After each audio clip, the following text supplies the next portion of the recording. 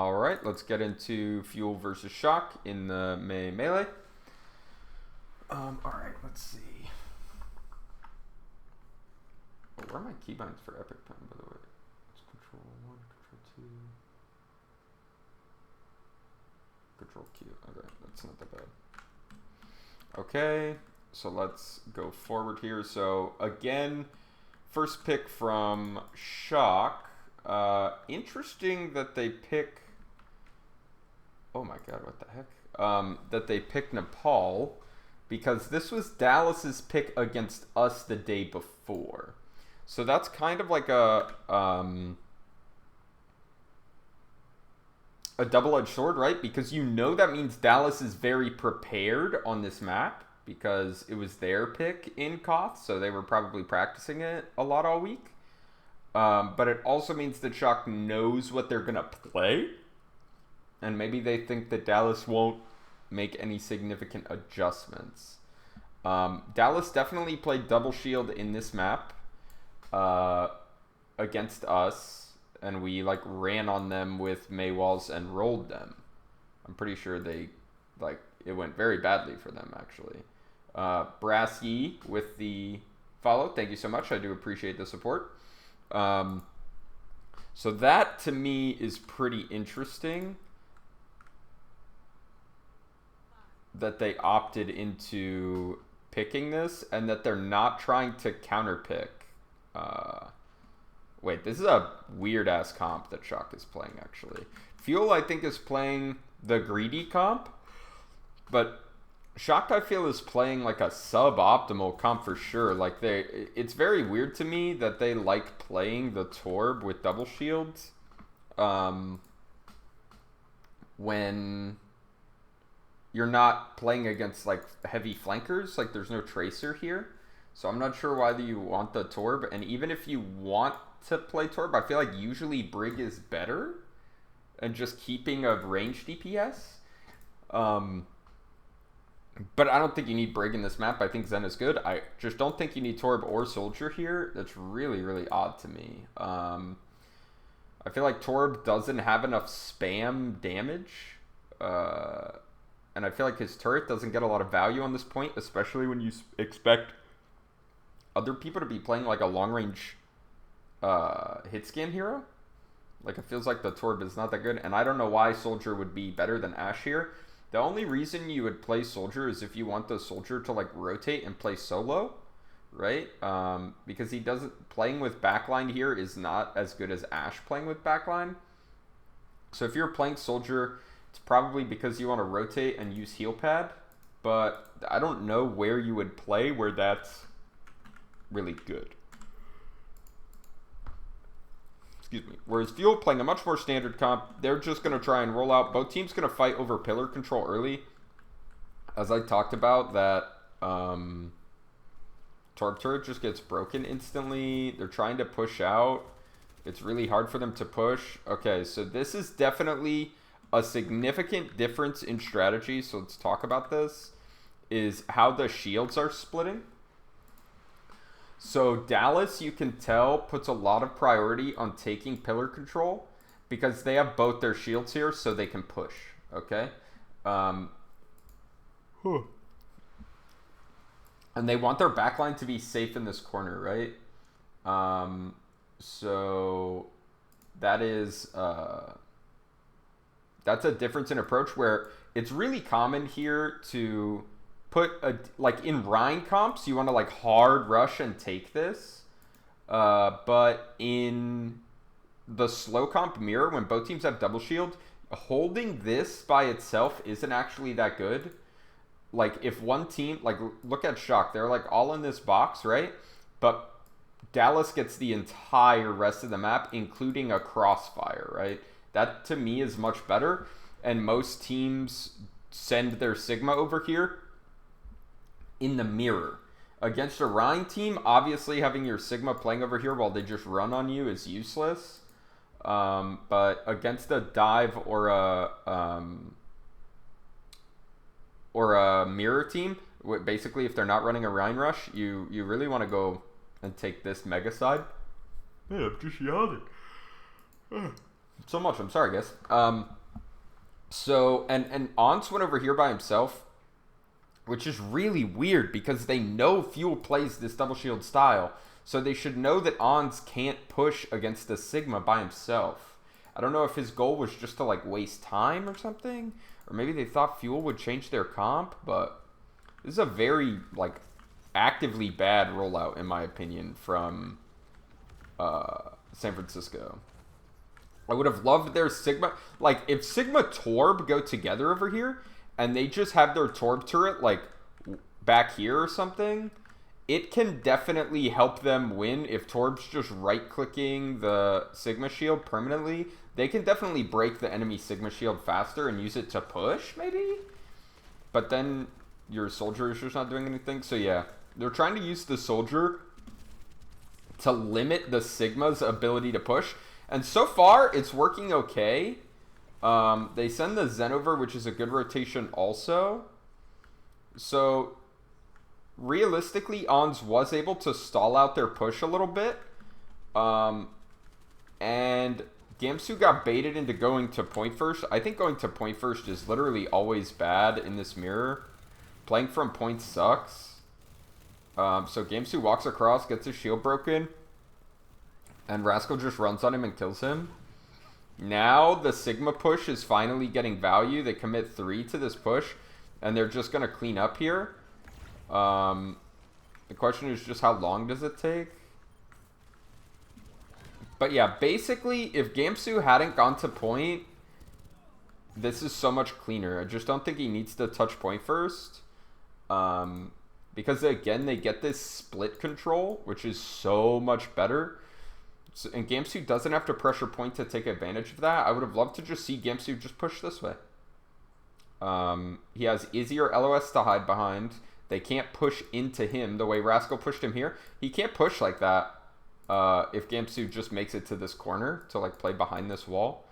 I would much rather have seen a push like that. Just he used his shield and his gold to rotate underneath point. It's really bad. But if he used his shield and his gold to get here, now all of a sudden they're just like, they have even less space to work with. I feel like that would have been much better. All right, let's see. What are your thoughts on the Sideshow signing as a joke? I mean, I think it's like funny PR. Doesn't really matter. As someone that recently came up to the Overwatch League and spent a year in tier T2, has a lot of friends still in T2, I don't think the Sideshow signing is like stopping other people from getting signed. I don't know. It's weird that people are mad about it. I guess. I don't know. I don't get it at all. I think those people are just being silly. I'm assuming they like Orisa in this point, right on others. I hope that's why. But I feel like they can just play Rhine here. Rhine is good in this map. Like, we're not a good Rhine team, and we played Rhine, and we, like, rolled Fuel in this map. So, I don't know. It's really weird to me. Alright, so here we see again, now Shock is going into the normal way of playing this, right? Where you have the shield splitting to push the two halves of the map. It's definitely typical to have the BAP play with the Orisa. Sometimes the Zen splits, sometimes he doesn't. In this map, the Zen splitting is really good. And then sometimes you split a DPS, sometimes you don't. So I think the Fuel having their BAP over here is actually bad. I think they need BAP with their Orisa, or their Orisa is going to get really punished. Excuse me. Because the reason that you want the BAP here is because it's way easier to pressure the Orisa and make you feel like you have to drone the Orisa than droning the Sigma. Because the Orisa can't change her positioning very easily the way Sigma can. So, like, if they commit a lot of resources onto your Sigma, as long as they're not, like, Mei-walling him or something, which they don't have a Mei, that's not really in the meta very much anymore, which is an improvement for Fuel today, not running Mei, at least in this first map, and their slow comp running Ashe Echo. That's definitely an adaptation and improvement that they made from their match against us. Wait, no, who played it? No, it wasn't Fuel that played it. It was, no, I'm totally wrong. It was Soul that played it. It was not Fuel. Fuel definitely played Ashe Echo. They did not play Mei. But if there's not going to be a Mei wall here, like if the Sigma gets hard pressured by 3 people, it's really easy for him to just live and fall back, right? He's not really going to need drone because his shield can just get moved all the time. But if Orisa puts down her shield and her shield gets broken and she's getting pushed, like, she has no options. There's nothing she can do. She's just going to die. So I think the BAP playing with the Orisa makes a lot more sense. And keeping the hit scan over here is a lot better too, because your Sigma wants to push into this room, and the hit scan's not that useful in this room, whereas the hit scan playing this corner has like really long sightlines, so I like both teams keeping their hit scans there. The question is, where's the Echo playing? And right now the Echo is also pressuring pillars and main, so that means Shock is easily gonna be able to get control of this off angle. They should be able to push Node out very easily. And that's exactly what's happening here. Node's cooldowns have gotten forced. He used his shift already. His shield's really low. They're just hard pressuring because the Echo is not over here. And like that's the role the Mei used to play in this. Was the Mei was the DPS that would help the Sigma win the 1v1 with the enemy Sigma. And Echo is also really good at pressuring Sigmas. But Dallas decides they don't want to pressure the Sigma. Their like #1 priority is pressuring this main group and just stalling for time over here. But they're just getting killed, bro. They're just dying. The BAP had to rotate, and that meant that it was a 2-on-3 over here, and the Sigma Zen are never going to win against Sigma Zen Torb, right? That's just quick maths. It's just not going to happen. So those deaths have happened. Now Crimzo gets his Transforce and doesn't really get value. The Orisa being here isn't even, like, generating any pressure because everyone's just dying. So, yeah, I think that's just a really bad setup from Fuel to be able to absorb the split push. I really think if the Echo just plays with the Sigma, that Echo is gonna, like, be able to stall out the Torb from pushing, right? Because the big reason is that Echo's beam can like actually kill the Sigma, and Echo can threaten killing the Zen if the enemy team makes a mistake. I mean, she's not gonna like int in, but if the Sigma drops shield, like the Zen can die, and that's not really the case with Torb, right? So now let's see. Oh, what did I click? I don't know what I clicked. Oh, Gimsu's dead again. I clearly clicked to jump forward in time. So, wait, no. Oh no, that was when Gamesu died the first time. Oh, I just clicked the bar. Well, whoever wins this map wins the whole thing, clearly. Oh wait, Doha even used his ult there. That's so bad. Alright, so let's look at the ults that were used in that retake. So he's... Oh, what the fuck? So they use Bob, they use Echo ult, they use Trance, and they use Square. Square's not that big a deal.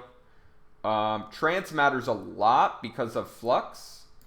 Bob is actually really good on this map because of being able to touch point as long as he doesn't get booped. And Echo ult matters a lot. Whereas here we had just Square and just the Visor, and it's because they literally just pushed in and killed them without needing to use ults. And Crimso tranced late, and they didn't even have to use ults to get these kills. So that's really unfortunate, really going to be difficult for Dallas, in my opinion, now. Now, this is so odd. So again, they decide they want to 6-man bunker here, which I think is just straight up the incorrect play to just give up this flank entirely and not contest it. And I really do not think the soldier should be able to contest the Sigma by himself. So here comes the early Flux. This shouldn't really create a lot of pressure. Maybe it forces drone. Yeah, the drone comes out, but that's really all that's going to happen. They use Bongo for pressure. Again, they touch point early. I'm not sure going under... Okay, so now all of a sudden... Shock strategy to 6-man is fine because they don't have flank control anymore because Note decided to touch point. So they're just chilling during the Bongo. They pop their own later Bongo. But they're all pressuring point. I really don't think that's a good play. Flux gets hard wasted though. And Super just dies to spam. Decay is just dominating with the damage output here. And yeah, I'm just so confused as to why Choi is not playing over here and why Choi is playing with the Orisa. Just doesn't make any more sense to me. Which team got more benefit with the OG Decay trade? Easily Dallas. OG is not a like top 5 player at his role, right? Decay is a top 5 player at his role. I don't think it's debatable. I don't know. People have been asking that, and it's like I don't understand why that's a debate. Like people will say things like Dallas like needed a or Gladiators needed like a new core, like main tank. I don't know, bro. I'm not trying to disrespect OG. I think OG's a good player, but I think Decay is insane. Like, all right. So again, on retake, they do the split, but when they're holding space, they never do the split. That's really weird. But this time, Ons is the one pushing. Not the Torb, Rascal. Rascal's playing with the Orisa. Where's Baptiste? Oh, wait. Baptiste is already dead. Oh, what? Okay, so this time, the defensive Bap is with the Orisa. Again, they feel that they don't want the Echo to pressure the Sigma, which, whatever, it's not the worst. And they want Decay to be able to play this corner, which is fine.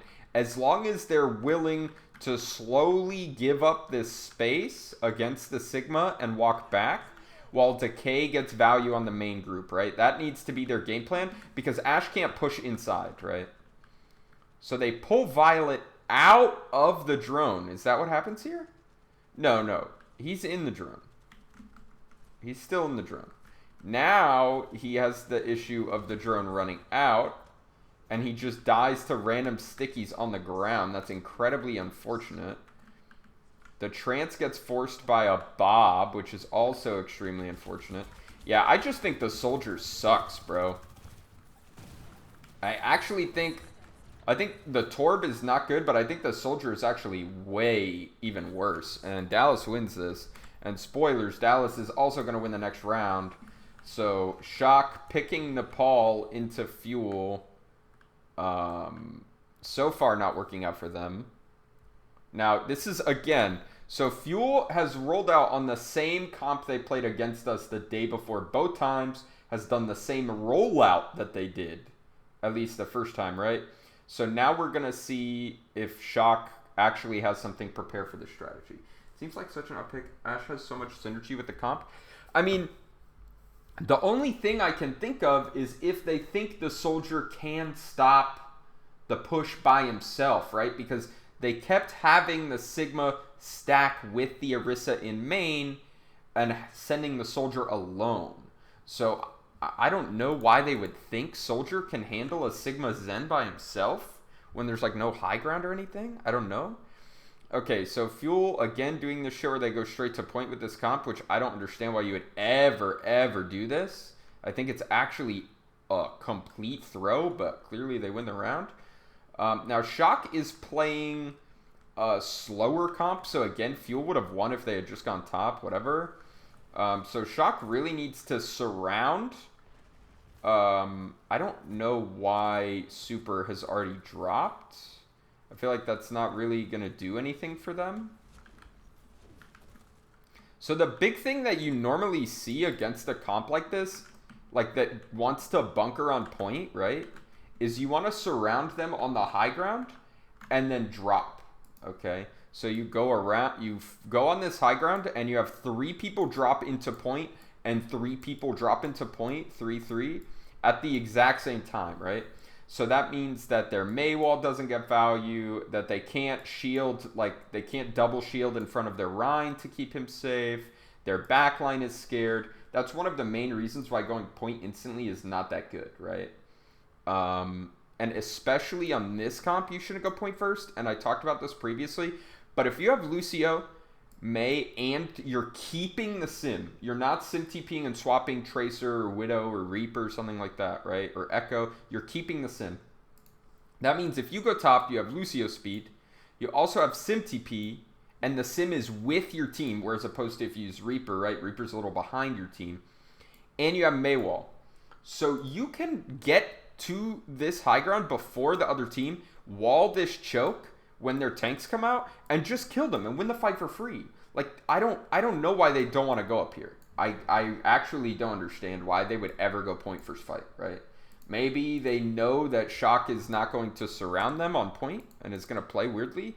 Like, I don't know what the value of Super dropping that early would be, or the value of him dropping not in a split would be. They try and wall themselves in, but they don't get a good wall at all. They have only On's off angle here, and they just get absolutely destroyed. This is not even close. That was a very poorly executed drop. They're still trying to clutch in the long fight, but it's just not going to happen. Decay dies on Sim and comes back on Ashe, so now it's very much a mirror comp. I think Shock's comp's a little bit better with the BAP instead of the Moira.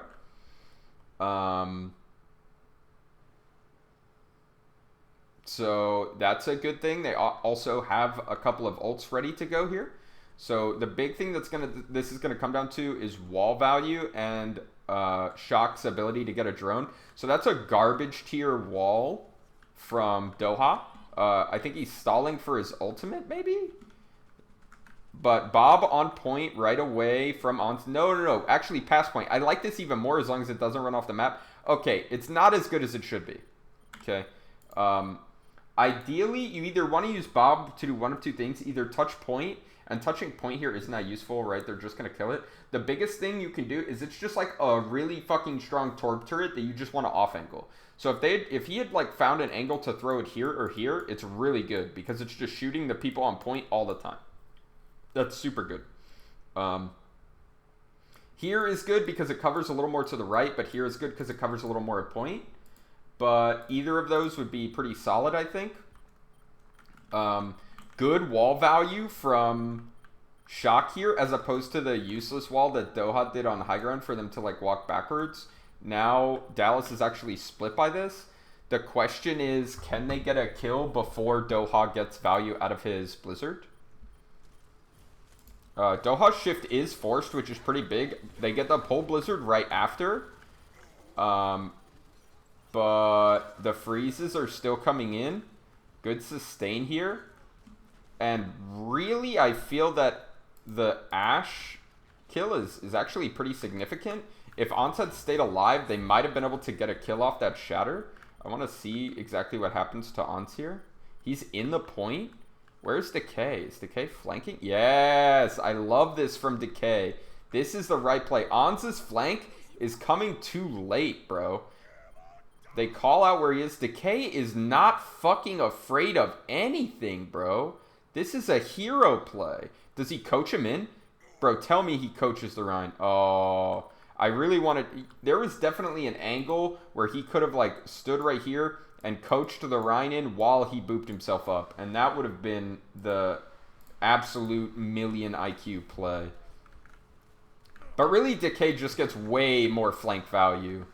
And Shock is just not, like, pressuring the high ground before they drop at all. And I get why they didn't want to take a long time to do it there, because they knew that the wall was down, that Doha didn't have wall, and they wanted to try and get wall value. But they still could have played fast by going on high ground, in my opinion. So now they try and bongo out, get a wall on Gamsu, but I really, really doubt he's dying here. Very good counter wall this time from Doha. The Blizzard getting invested in the close range. And again, we see the Blizzard trying to get countered by Shatter. So the enemy team uses Blizzard. You try and Shatter to save your team.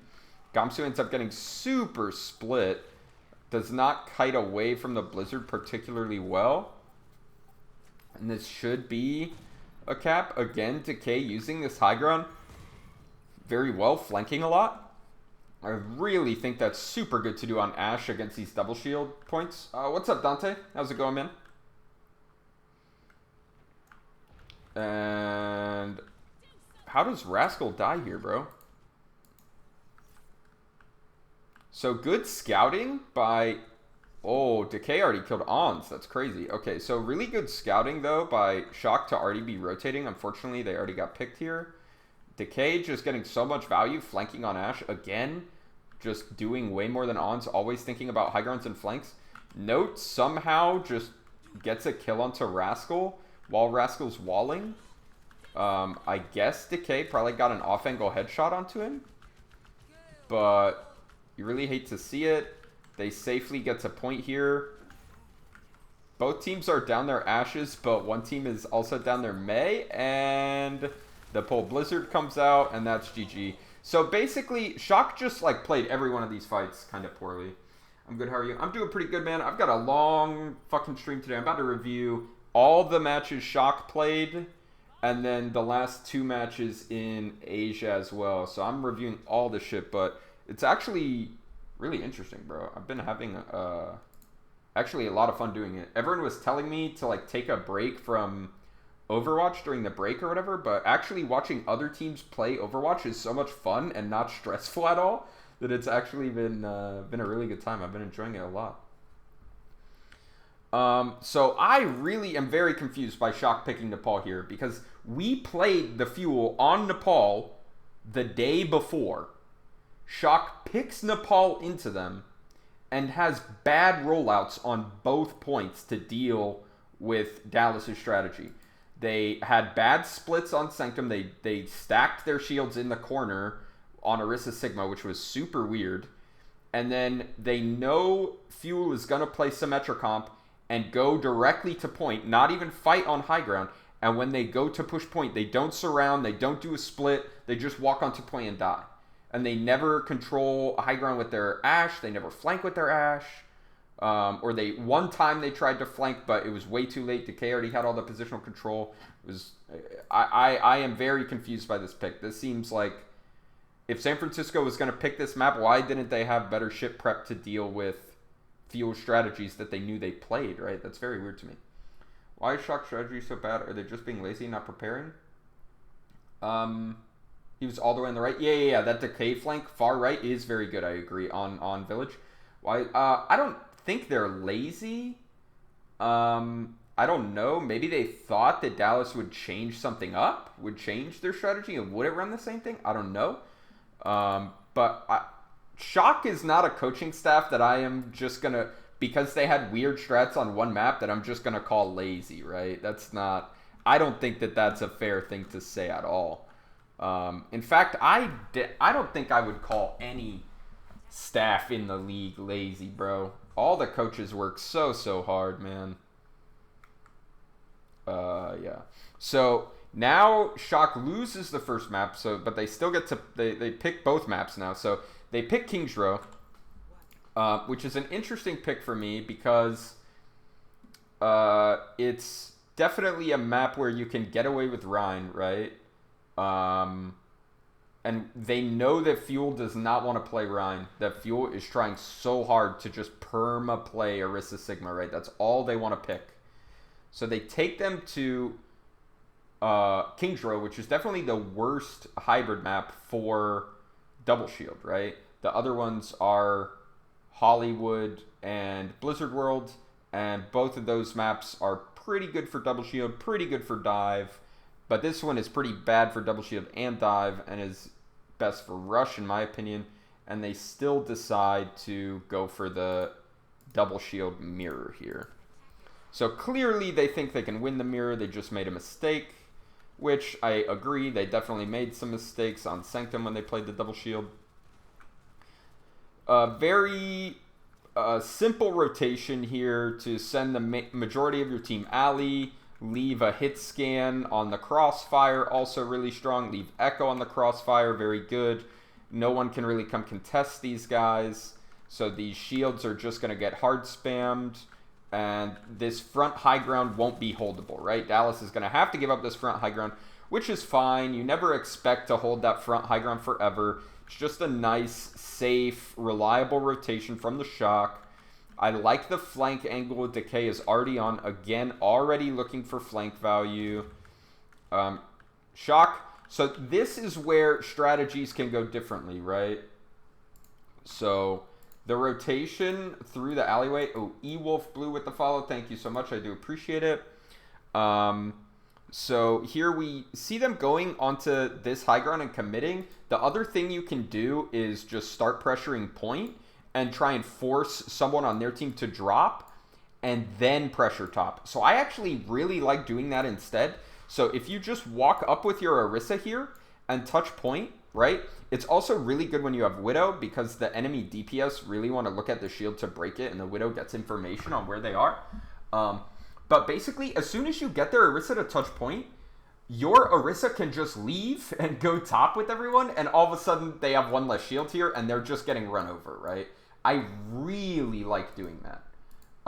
And that's not what Shock decides to do. They don't pressure point first. And that can be kind of hard here because pushing through this is a little difficult, but Gamsu just drops on his own, bro. He just doesn't even stay up top. And he rotates hotel side. So they're just instantly deciding they don't want high ground, and they're just going to play in hotel and just try and rotate around the map. Where is Ons? That's the big question here, is where is Ons? Okay, it's because they're catching Ons. So if Ons stays here, this rotation from Dallas is a throw, right? Because they have a Widow behind them. But now they're trying to rotate into the Widow. So I actually like this play, specifically if they're only doing it because they're like calling out where Ons is and they're like, okay, we can rotate so they can't split on us. I think that's actually pretty smart. They do end up losing Gamsu though, which is really unfortunate because now they're going to have a very hard time contesting the point. And they're just going to end up losing. So that's very odd that Gamsu died because he was the first one to rotate. And he somehow ends up being the one caught out. So let's try and figure out exactly what happens to Gamsu here. Like, he's not touching point. He's not touching point. He's just chilling. He's just chilling. Why does he have to touch point right now? He does not. That's a throw, bro. That's a throw. He did not have to push out right there. He did not have to do that. That's actually such a bad play. They literally just lose because Gamsu throws that. I mean, Shock has, like, good space, right? And, okay, so the rotation onto the Widow puts you on a clock, right? It puts you on a clock. So you rotate and you kill the Widow. Great. But you can't just then hold these positions because they have high ground control and their Widow's going to respawn behind you, okay? So flipping the map to kill the Widow is good, but you have to keep rotating. And instead of continuing to look for rotations, Gamsu just stands here, walks onto point, and dies. That's really fucking bad, okay? What he needed to do was either... The risky play is, like, ideally, when you're contesting point as Orisa here, you want to be playing... On defense, you want to be playing here, okay? If you play here and they have high ground control, you're just getting shot in the back. It's really bad, okay? It's really, really bad. And usually on defense, you want to try and maintain control of this high ground, right? And your Orisa can play here, and the supports can help from, like, here and here. On the low ground and the high ground, they can still see the Orisa and help out, right? So I think that's where you want to be. But all of a sudden, your Orisa is here instead, okay? And if she just tries to contest point from here when you don't have high ground control, she's going to get shot in the back by the Echo, which is exactly what happened, right? So what you need to do, if you decide to flip the map on the Widow, you can either do an incredibly ballsy rotation this way while someone looks at the Echo. If the Widow is dead, you can probably get away with it, but your team has to be on the same page. Or you just rotate back this way and take this high ground again and just spam, spam, spam, and then rotate and drop with your second shield, okay? So you walk out here with your first shield, you shoot, shoot, shoot, your shield's getting broken, you rotate, and then you drop here with your second shield. No big deal. Not a scary rotation to make, okay? This rotation is not that hard when you have all total control of the alley, right? That you had DPS in the alley, you killed their Widow in the alley. They should have just kept on rotating. But instead, they held this space, and that puts them on a clock, and they just don't make a play fast enough. Wouldn't it be better to walk into them on high ground, less open space to lose, instead of... and already got the jump on Ons? Well, the thing is, if they... Like, I think double stacking high ground here is fine, like initially. But I actually like the play that they did because eventually you are going to get forced off of this because your Orisa has to touch point, right? They don't have to just like kill you. They can just have their Orisa touch point and you have to match. But then they just have a totally free Widow shooting at your supports here, right? And that can be really scary because your Sigma just has to like permanently hold shield, but their Sigma just sits here shooting your shield. Their Zen just sits here shooting your Sigma shield. As soon as it breaks, you have to like go hide because they have a Widow chilling right here that can see. And then your Orisa is off by herself, right? So I think rotating to kill the Widow is a smart play. They just stalled after they did it, and they had to keep rotating, in my opinion. But I think the Widow pick here from Shock is very strong. And it puts a lot of pressure on Dallas. And they made one good move to deal with the Widow, but they needed to keep making good moves to deal with it. And that's why Widow on first point is so strong. She really puts you under a lot of pressure. So I like the strategy here from Shock. I'm already on board with the King's Row pick. I already am digging it. I think if Dallas had adapted better, maybe they would have got stalled out on first, but whatever. Asia Overwatch with the follow. I appreciate the support. I hope I said your name correctly. And Kid Brisket as well with the follow. Thank you so much. Do appreciate it. Thank you, thank you. Okay, so let's see here. Now, it's really important that there was no hold on this first choke point because and Fuel wasn't able to contest this space like at all, right? So, and the reason that's so important is this area is like not that good for you. Like you want to play on corners with this comp, right? You want your Orisa to be able to hide behind a corner when her shield breaks. You want your BAB to be able to break LOS from like their scary DPS. All that shit. You need cover to play in this comp, right? So you have like this choke as an option. Then you have this corner, you have this corner, you have this corner, and then you have the final choke, right? So ideally, you want to have one hold here and another hold here. Okay? These, as the defense, these are your like tier 1 spots, okay? And then your second option would be to get a fight on this corner and then this final choke, right? But if you aren't able to get a fight by this corner, if you try and fight early, you don't get a second fight. So at this point, the car is so far that they're only getting one fight on second point as the defenders. If they lose, it's just one fight on second and that's it. If they win, obviously they get multiple fights, whatever. But so the idea here needs to be if you're only getting one fight, you need to take it in the best spot, right? So they need to play on this corner. So Shock was able to stagger kills and instantly push up and take space so that Dallas only gets one fight. That's so good for Shock, okay? Despite the fact that I think the Ashe is better than the Widow on second point, they already just got so much value and they're in such a strong position by winning that first fight and then forcing only one fight on second. So it's really important that Drone doesn't get forced early here. It's so, so important. Okay, so we'll talk about the square in a second. But Dallas has committed to this corner. So let's just talk really quick a little bit about this corner, right? Anytime you're in double shield comp, the worst scenario for you is to have both your shields controlling the same space. Okay, you really want to be able to control two different areas. Unless there's just one super, super, super important area, you break it by pushing with two shields, then your shields split. Okay, no worries there. Sometimes you just have to do it, but in ideal scenario, you get to split your shields.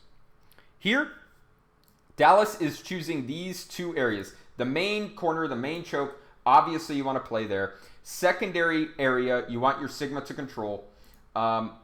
If you want to play more aggressively, honestly, I feel like playing the high ground over here might be better for your Sigma. Just look over here, shoot, shoot, shoot, and like spam them in this corner. But it's just a little awkward for the defenders here if the attackers double split. Okay, so one thing that the attackers can do here, and I would rather see Ons actually on the other side, to be honest. But one thing you can do when you have these DPS is you can have your Orisa look main.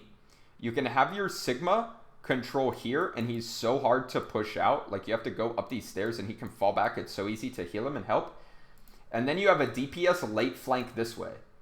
And all of a sudden, like, your Orisa is here, and, like, your Sigma can match the other Sigma, but then, like, what the fuck do you do about this? It's so hard to deal with. And trying to come all the way around here to, like, commit to check flankers is also really risky. So it becomes almost like both teams end up bluffing each other on, like, where are we going to send each flanker and each shield, and you just kind of have to guess where we're going to go based on what ults we have and what heroes we have, and whoever just ends up with more good matchups or more unchecked heroes ends up winning. So it's really just a mind game, and not something, I think, especially in a first fight scenario, that you can just strat out and plan out. This is really just both teams trying to read each other, right? This early square here is kind of odd, I think.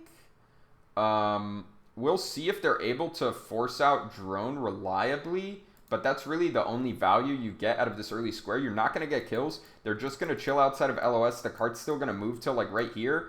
I don't know. They haven't committed. Like, putting down your square before the Orisa shield is down is just dumb. I don't know why you would do it. So I don't really like this. Yeah, so they're just backing up. Like I said, the cart ends up in the middle. They just LOS it and wait for a second. Now they're pushing back out. And Dallas is not really controlling multiple angles. Ons is just bodying them with this pressure. Note is late to deal with it, but now he at least has an off angle here, and he gets the flux. But the square didn't force the drone earlier, so they're just going to drone this. So it doesn't really matter. And they don't right now, because Doha died, because he got picked, they don't have another good ult to punish, like, there being no drone here, right? Like, back in the old version of this comp, you had pull with square, which you could force drone with. Then you could follow with pull flux or pull dragon, right? Would be another option when Hanzo is still in this comp. Or you can even follow up with pull bongo, but that's not always super reliable. You have to force, like, a lot of cooldowns for that shit to work. So now really you have pull into square to force the drone, right? And then you have pull into flux to kill after. Again, the bongo is not that reliable. Obviously, pull bob doesn't really do anything. Pull bongo can be okay if you get backline, but that's not super reliable either. So really the other option you have is pull into echo ults, or if you have tracer, you can use pulse bomb. But really it's pull into echo ult when echo has gotten a sigma copy and you have a second flux, right? And because Doha is dead, they get this first ult off to force the flux, which is great. But as you can see, this pull flux forces a trance because drone already got forced. Whereas if the initial pull square play that Gamsu kind of fucked up by going too early had forced a drone, that pull flux from Note would win the fight because there's no trance available. But instead, they just don't have the ability to deal with it. Bob actually getting insane value here by breaking a bongo. That's actually fucking bananas. This is a super aggressive copy from Rascal to copy BAP to give them a second square. Or their first square to get around the corner. But I don't think you need to do that, do you? I'm not sure you need to do that. Like, you can just put your square on the cart. Especially on Kingtro. A really good trick you can do as BAP is you put your square on the edge of the cart and it'll stick to it when you're going around the corner. And you can shoot through it and the angle will change and you can keep shooting through it. And then it comes here and turns and you keep shooting through it. It's actually so good. On any payload map where there's a corner, it's good. But for some reason, the weird shape of the King's Row cart makes it, like, a lot easier there. Quick question. If having greater knowledge of where flankers are is so important, why not play Hanzo instead of Ashe for Sonar Arrow? Because Ashe just kills everything real good. And Sonar isn't always, like, gonna give you enough information to like deal with the flanks, and it's really hard to be reactionary to the flanks, right? Like it's so hard because there's so much damage and all the heroes are so fucking slow, bro. Like if you have your Sigma here and then you Sonic Arrow and realize you need your Sigma here, it doesn't matter. You can't move him because they're all standing right here. He can't just walk across, right? It's not going to happen. So the scouting maybe can help in attack, but it's not that worth it in my opinion. I think Dragon is much more of a reason you could argue that Hanzo would be good, especially in a map like King's Row where you can like Dragon like in these corridors and stuff and like through corners. I think there's an argument to be made for Hanzo, but I just think Ashe does so much damage and Dynamite is so good that even though Dragon I think is a way better ult than Bob in this map, that I would still take Ashe here every time over Hanzo, I think. And Ashe is just so good at like killing Zen if he's out of position. Like she just kills everything. Like Ashe with a bongo just one-shots you. Ashe with a bongo is just a better Hanzo anyways because she's hit scanned, so. The Florida comp 2, the Tracer with Pulse? Yes, yeah, same thing with the Florida comp where you can use pull with Pulse either to force drone or to be the follow-up after you used a different pull combo to force the drone. That's one of the reasons why the Tracer is so good, is because it's such a clean and reliable way to either force drone or punish the fact that drone is on cooldown. So yeah, that's one of the reasons why, yeah, we really like Tracer in that comp. Okay, so Doha came back late after getting picked, used his Echo ult, and didn't get any value out of it, so that sucks. That's really, really bad. Like we said, the Trance got forced. Gamsu at least has Bongo to help them stabilize, because Shock doesn't really have anything. So we already have an Orisa shield here, right? So what I really, really want to see from Fuel from this recontest, they're already doing a good split. Sigma needs to control the space. Orisa's vibing here. That's fine. She has this little cubby over here she can use. That's great. Okay. What I want to see is they break this Orisa shield. Okay. Then as soon as Smurf puts down a new Orisa shield, Gamsu walks out and puts down a bongo, his own shield, and pulls. And they just kill frontline. That's what I want to see happen here. Underground Cave Overwatch with the follow. Thank you for the support. Kasaurus, hey, Kasaurus, how's it going, bro?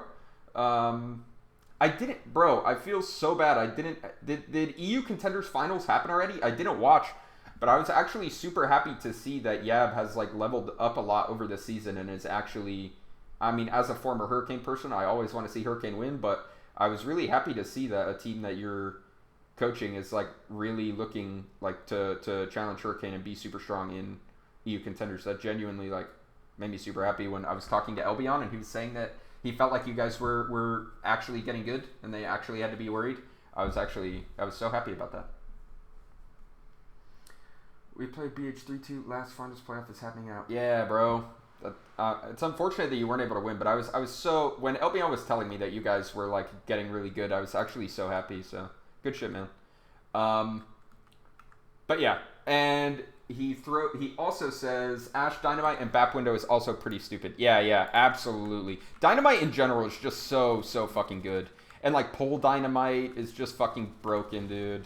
And using it to, like, it's also so good for, like, 1v1ing on, like, if you're flanking, if both DPS are flanking. Okay. So, like I talked about, you want to punish the Orisa shield. So, actually, I really like what Shock's doing here when they don't have any ults. Just double pushing this way because they know they can get wrecked by Bongo. Gamsu is being dumb as fuck walking out here, though. This is so stupid. He's just going to get his cooldowns forced. He's not going to accomplish anything. So now, Smurf is here. He puts on the shield. This is where we need to see the Bongo. Please put the Bongo, Gamsu. Please put the Bongo, Gamsu. Please put the Bongo, Gamsu. Please put the Bongo, Gamsu. What is he doing, bro? Why are they waiting? What's he sitting on, bro? They just let them build a square. They're dying. What is he waiting on, bro? Okay, they at least forced drone with the bongo, but Decay's dead.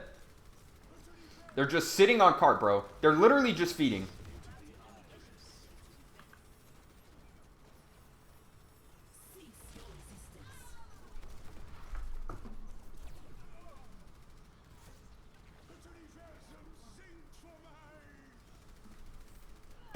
That is genuinely some of the worst Orisa play I've ever seen in my life. That was so bad. So bad. Oh my god, that hurt to watch. Sweet 10 with the follow. Thank you for the support. Says great tactical crouch episode the other day. Thank you. I appreciate it. I have been friends with all those guys since before I was a coach, since when I was an aspiring caster just making Reddit posts about Korean contenders. I've been friends with those guys, so I always love going on the show and talking to them. I'm usually in chat. If you ever watch the Twitch chat, if you ever watch the podcast live in Twitch, I'm usually, it depends on the week. Sometimes I have scrims at that time, so I can't watch, but I try and hop in there if they're still podcasting when I'm between scrim blocks. I try and hop in there and say some rude things to them in Twitch chat every time. I remember watching this game with my team and yelling at GameSuit. Yeah, bro, I do not know what just happened there. What made you switch from casting to coaching? I didn't see a future in casting or being able to get into the league anytime soon in casting, and people started offering me coaching jobs, so I just took that. I figure it's something I can transition back to if I want to. Maybe in the future. Okay, so let's see. Okay. So the Widow, Shock played Widow the entire time in defense, but they played the Ashe, or in attack rather. They played Widow the entire time in attack. They play the Ashe in defense. And I think the Ashe is definitely better in defense on this point for sure. Maybe Widow can be better on third, maybe? But definitely I like Ashe better here just because there's no super long-range flanks to play. Whereas for Widow, she can start out in spawn, start out in theater, start out in alley, and she has really long sidelines. Whereas the Ashe is going to be playing like here, here, here, and it's just not long range enough for it to make sense to be Widow instead, so fine. We see Fuel is just looking to rotate directly across, which I think is worse than what we saw Shock do. I think it gives the opportunity for Shock to build up a lot of ultimate charge. Maybe it lets Fuel build up a fast square. So maybe if they make a really fast, like, cheeky square play, I'll like this rotation. But if they don't, otherwise I do not like it because it gives the potential to get their drone forced. It gives the potential for Bob to get built, and I think Bob is actually really good here. And I think it also it's just risky. There's just no reason to do it unless you're using the healing to build up a support ult. So I think that's really kind of odd from them. And Ons actually gets picked. He goes on the flank to try and pressure Decay and loses the fight. Crimso with the help there. I'm not sure if the drone was necessary, but it doesn't matter. The pick is worth the drone for sure. So now they need to instantly touch point. Good job. Gamsu maybe too far forward here. I don't know why he needs to play there, bro. Gamsu's Orisa is so sus, dude. Like, look at that. He just gets his shift force for no reason. Like, why is he playing here, bro? What is the point? Like, they go for a pull. They don't really force any cooldowns. They do break the shields, though, which is fine. But, like, what does he gain from playing here, dude? He can, like, look at these people? Like, he gets to left-click them? I don't really know why he would play here, right? He can see almost all the same stuff by plopping his shield right here, and when his shield gets broken, he can just duck behind the car or run all the way over here, and he won't have to use his shift, his gold, in the overwhelming majority of the situations, right? But he's just playing here not doing anything, and I really, really like that they realize that Gamsu has no pressure here. He's by himself, he's not doing anything, so they just have Choi touch the corner of point alone while Super pressures high ground. And then now what they need to do, Smurf, pressures high ground. Now what I want to see is, I want to see Choi end up rotating into Hotel when Smurf has to inevitably touch point, right? That's what I would really like to see Shock do here. But it looks like Choi is falling back instead, and that just means there's a lot less space control for Shock, but they're just trying to rely on high ground and the off angles with the Zen and the Widow. The actually Ons did come back on Widow. I didn't even notice that. And yeah, Gamsu's positioning has just been so ass this entire time, bro. Like, why does he go hotel side? Why does he play over here, bro? All he's avoiding is Zen spam. He makes it to where the entire rest of the team can shoot him, dude. And he gets squared. He gets Widow headshot. Why isn't he playing on the right side? I don't... Bro. It actually is so confusing why Gamsu positions where he does on Orisa.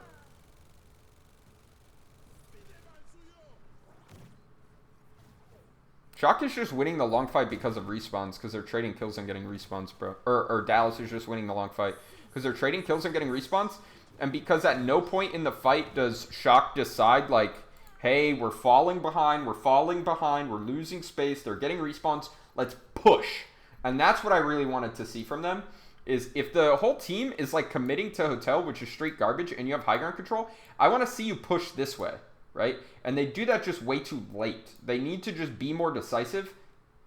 And it's weird because on other comps, Shock definitely does that, where if they're behind in the fight, there's definitely a moment where they flip a switch and say, we're going aggressive, we're going to clutch. But it feels like in this specific comp, they never really had that moment, which is odd to me. Because that to me, that's like a core part of how Shock plays Overwatch. And I think it's a great thing to do. And I'm not sure what made them feel not comfortable doing it here. I'm able to watch, listen live every now and then. Busy at that time, sadly. Yeah. I'm usually busy during the pod as well. But between scrims, I usually have at least 10, 15 minutes to pop in there and talk a little smack. Opinions on dive versus spam matchup. I think unless it's a very bad dive map, that dive like hard wins, actually. Maybe if you play like, I don't know, but it depends on which dive you play, right? So the dive that's good in my mind is the dive with Zen, Ashe, and then either Echo or Tracer, depending on the matchup, depending on the map, right? I think in some maps, if the Zen sightlines are really, really bad, then the way you have to win is by playing the Ana Echo Sombra comp, and you cycle ultimates, and you win that way. But I genuinely, like, on King's Row, just play double shield, right? Like, you don't need to play dive in this map, but, or like Nepal Village, or like whatever, like the really small maps, like Control Center, Mecha Base, like whatever, you know the maps, right? Those maps, like, obviously don't play dive there, but I think every map that even has a little bit of room for dive, I genuinely think dive wins. I think dive is really good. I think Echo's just too good at killing tanks, and Zen is too good at killing tanks. You have to play tanks that can hide. Like, you literally have to. I think. I don't know. Maybe Mayhem's, like, Brig Tracer comp could be good because they play Tracer hit scan. Can be good against dive, but I feel like Tracer with Zenorb should always win the duel because she's going to have Zenorb and Brig armor, right? She can just kill the other Tracers. So, I don't know. I think if you have the ability to play Tracer and hit scan at the same time, a lot of teams don't because their flex DPS isn't good enough at Tracer or hit scan to, like, duel, like, hit scan players on those heroes. But for example, us, like, we have Dante as our flex DPS, so he can obviously play Tracer against hit scan players. So for us, I think we can get away with playing that the dive with hit scan plus Tracer if you have the ability to play hit. But I also think in slow comp, in double shield, hit scan plus Tracer is also better. So I think you really want to be able to play hit scan and Tracer. You really want a player that can just perma play hit scan, and then one player that can flex between Tracer and Echo, depending on the map and the matchup. Because like on Rialto, for example, the roofs are so OP that even though Tracer comp is better, you should just play Echo because Echo flying over those roofs all the time, flanking all the time, it's just so broken because she's fucking silent. Are Gamsu's coaches telling him to go be bait? I have no idea, bro. I don't know if it's a coaching issue. I don't know if it's a Gamsu issue. That's so hard to tell from watching the VOD. I'm not trying to, like, read too much into it and trash it. I think it's weird that they are hard forcing double shield everywhere when they, when Gamsu doesn't look totally comfortable, or like the whole team isn't totally comfortable on how they need to play around Orisa, right?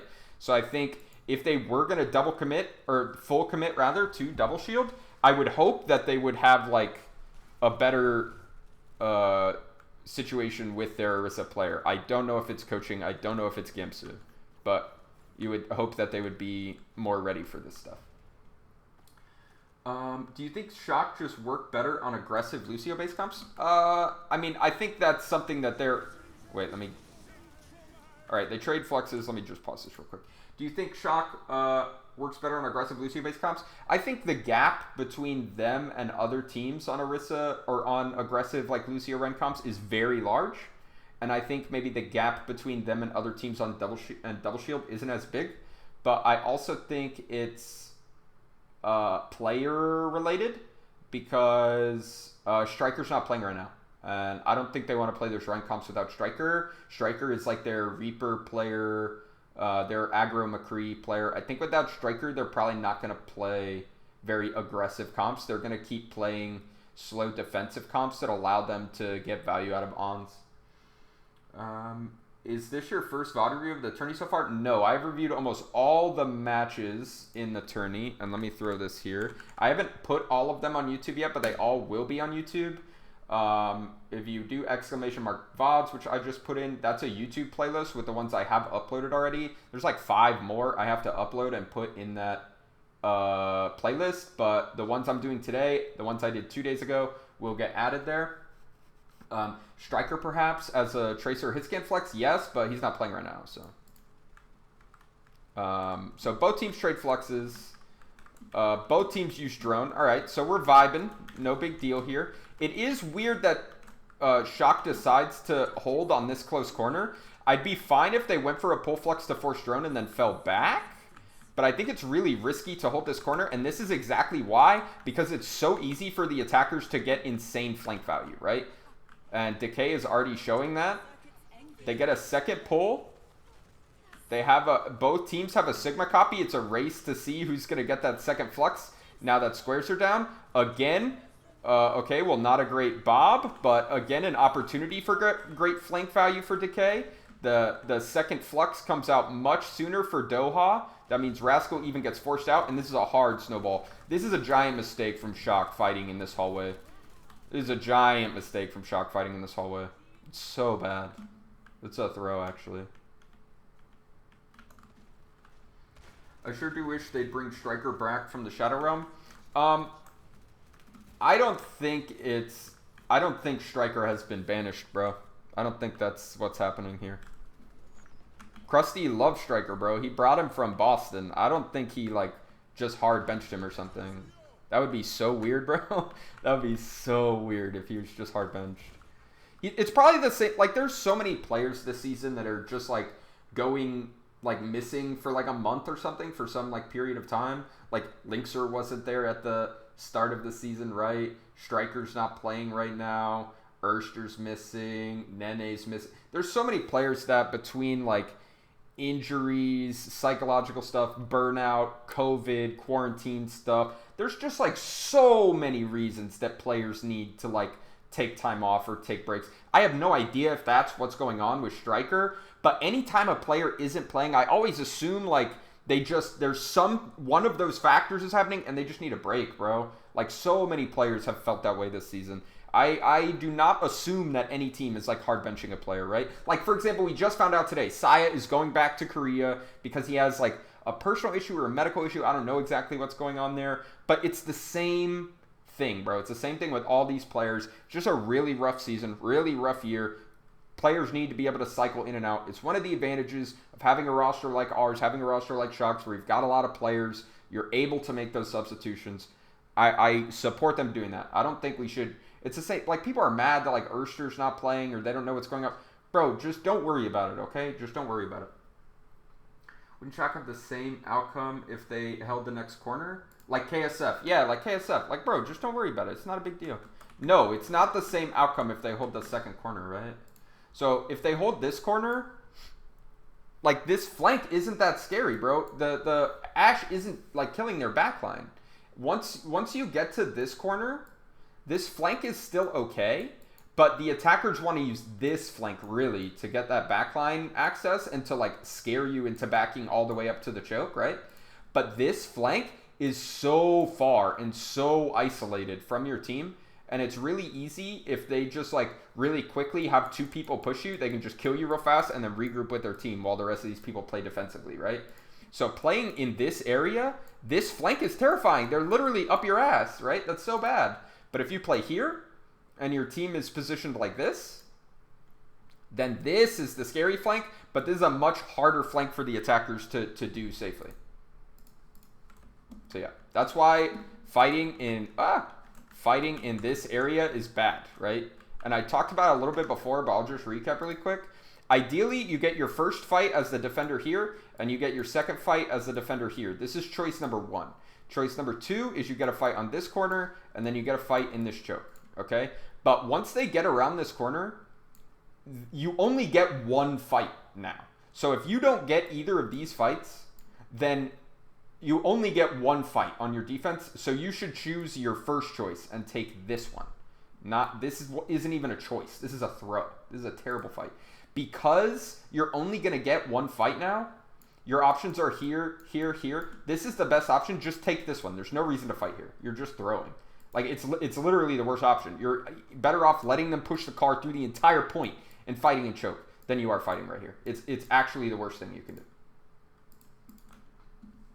What's on the menu for today, sir? Bro, I'm doing all the shit I haven't done yet. So I'm about to do all 3 of Shock's series in a row, and then I'm about to do Seoul in... No, I already did Seoul in semis. And then I'm going to do Shanghai semis, and then Shanghai versus Seoul in the finals, bro. I'm about to do this. This is about to be like 12 hours, bro. Because I want to start doing submission reviews tomorrow. I'm going to let... People have already sent me some. If you guys want to send me some too. If you're not an OWL player or team, and you send me a personal VOD or a team VOD, I'll review that shit on stream. Alright, so... Shock does not have control of the flank at all right now. I really want Choi to rotate. Not having flank control can be hard. Oh, well, doesn't matter. Decay's dead. Now they can just double push with their shields. And Trance comes out? Why is Crimso trancing, bro? Oh, that's so bad. So both teams, like, hard push through first and second. Both teams just hard push through first and second.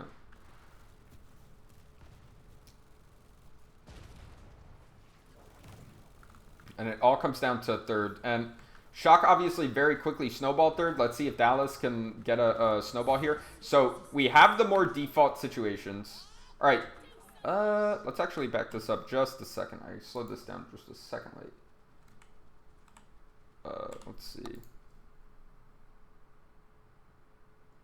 This is just general knowledge at this point of the game. Why did Shock make this obvious mistake? I don't know, bro. I agree. That's a mistake that I don't expect contenders teams to make. That's genuinely a weird mistake for Shock to make. I don't know. All in one day? Yes, all in one day. Brain about to be fried. That's why I got the coffee, bro. I got the coffee going. Where can we send personal VODs? Just DM me on Twitter. My DMs are open on Twitter. Just hit me on Twitter. I'm Dream Overwatch with no underscore. All right. So let's talk about this point, right? So the basic idea here, okay, we have, oh, I don't think I shouted you out. G4AF with the follow. Thank you so much. I appreciate the support. As well, thank you, Megadeth117. That's an interesting crossover there, Megadeth and Halo. That's a cross section. All right, so the idea here is usually both Orissas are going to play somewhere in main, okay? Usually they're both going to play against this wall once the car gets kind of far. Because unless there's like a Widow playing in this corner, then the attacker wants to play over here. But the idea is you want to avoid sidelines, and both Sigmas are going to try and control this area, right? The attacking Sigma wants to be able to push up so that you can break this cubby position, because that's where the Orisa is going to hang out. And it's much harder to just break it in the face unless you have a bunch of ults. It's easier to break it with a pincer, right? That's just a general way this comp works. And same thing on the defense. They don't want to let that happen, but also it's so much easier for them to punish the enemy front line if they have a pincer option. They want 2 angles, not 1. Pretty basic, right? And the important thing here is the ult. Shock has a huge ult advantage, but they don't want to just blow their load here. They want to run this this time bank way down. And Fuel is getting close to ults. The big thing that they're missing is Crimso's beefed trance from last fight, which actually matters so much. Because the thing we keep talking about here is using pull to force drone, and then using the next pull to kill the team, right? That's like the main idea. Outside of getting like kills from flanking, that's basically the only way you're going to get kills, right? So, yeah, that's the basic idea. And the thing is, when you have trance, that's what you use the second combo. Like, that's how you live through the second combo, right? So you pull. So let's say Shock has a bunch of ults here, right? So they start with pull Flux. That's the easiest one to start with. It's very reliable. If you don't have Square, pull Flux is the best option, right? So you pull Flux early. Let's say they pull Flux, they force drone, and then they can pull Bongo, which isn't perfect, but it's pretty good. They can look for a pull Dynamite while they bob behind the team and just push in. That's pretty good. Or if Rascal had his ult, they have Sigma to copy, right? But because there's no trance, that pull Bongo will like just kill people, right? Where when there's trance, that's not going to happen. So the idea here is that Fuel needs to try and not get the drone forced by the pull Flux, which is super difficult. Or they need to force the enemy drone first so they can get their second pull off sooner than the enemy team. This pull is a fat fucking throw. Fat fucking throw. It doesn't catch anything. No one's near that shit. And it means that they have to wait now to be able to do a pull combo to force that drone, right? That's so bad for them. Okay, so now they're using Flux without the pull combo. And instead of droning, they just trance it straight up and play aggro with their Bob, their Bongo, and their own Flux. This is actually a lot of ults thrown in for Shock here. A lot invested, actually. I don't even think they used drone, bro. Didn't Violet still have drone up? Am I dumb? When did he use it? They literally just pop all these ults with drone up. I feel like that's genuinely a mistake. Like, they trance in because they want to just play aggro into the enemy Flux and just win by, like, alpha fluxing them, right? Because if my Sigma Zen are fighting your Sigma Zen, they both flux each other, but mine has trance and yours doesn't. As long as we got a Discord down, we're going to win. But then why do you have to use Bongo and Bob as well, right? I'm down with trancing to win the Flux, like, 2v2 in the off angle. But then you don't need to Bongo and Bob as well. It's really weird. Or you can at least wait to Bongo and Bob.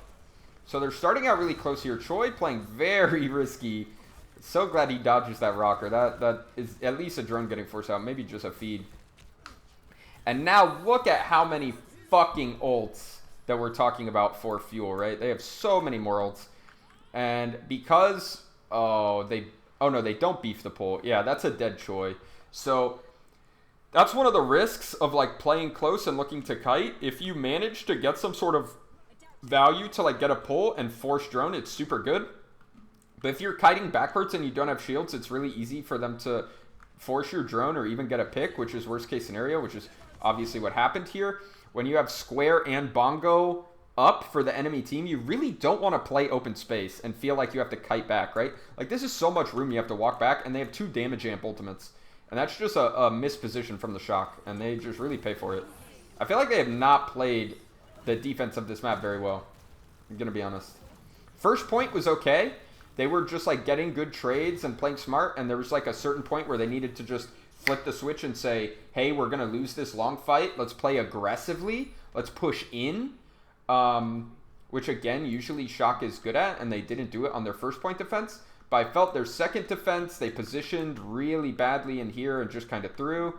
Then on third point, they didn't get a fight close at all. They got one fight back here where they blew like 4 ults for 1. And then they just played in the open against double damage boost ultimates, which I think is a big mistake as well. So right now, I feel like Shock is not playing super clean, actually. And this is still, even though there's like a minute and a half extra for Shock's time bank, I feel like this is still pretty winnable here for Fuel. Let me see what's going on in chat here. You're the first person to understand it's a Halo and Megadeth crossover. That's interesting because it's Megadeth in the name, and I don't know what else 117 could be. Do teams call for a pincer? I think that's spelled correctly. Teams don't usually say, like, pincer, at least in my experience. It's just split. Like, where are we splitting? Where are 2 shields going to go? Like, let's split here. Or, like, who's splitting with who. But I don't think people usually say the word, like, pincer or whatever. Do you know the team fight win percentage of Echo Copy in Overwatch League? I have no idea, bro. And it's going to be super comp specific, right? Because, like, if you're playing Echo in, like, Dive v Dive, you want to copy very different things than if you're playing Echo in Double Shield versus Double Shield or in Double Shield versus Dive. So, I don't know. It's really weird. And it's also, like, point specific. Like, if I'm doing an Echo copy on Volskaya second point on attack, like, Brig is really good because I need to be able to, like, sustain and I don't want anyone on my team to die, and Rally is really good. But on, like, King Shrove second point, I think the Brig copy is, like, straight trash. I think you should copy Sigma every time, so, or maybe Orisa, but almost always Sigma, I think. Just because of his ability to force drone or kill people if they don't have drone. So this time, Fuel has decided to take a note from Shock's book and play Widow on first point. I like this adaptation a lot. I like that Decay is confident making this adaptation. I do not like that they have not adapted their rollout there. Again, they almost died because they decided not to go Alley. It was so close. It was not really worth the risk. Now the question is, they will definitely, or they should definitely get their Baptiste ult first. Can they get value out of that? They get their drone forced by another pull. Again, because they're just playing statue. This is so silly that they have their drone forced because they have bad pathing. There's just no reason to have your drone forced this early. It's actually really fucking bad. Gamsu just dies instantly. No drone. Just gets one shot. I mean, you wouldn't really ever expect to have to drone him there, but... Did they use their Sigma Shield? What's Note doing when they push? That's the question here, right?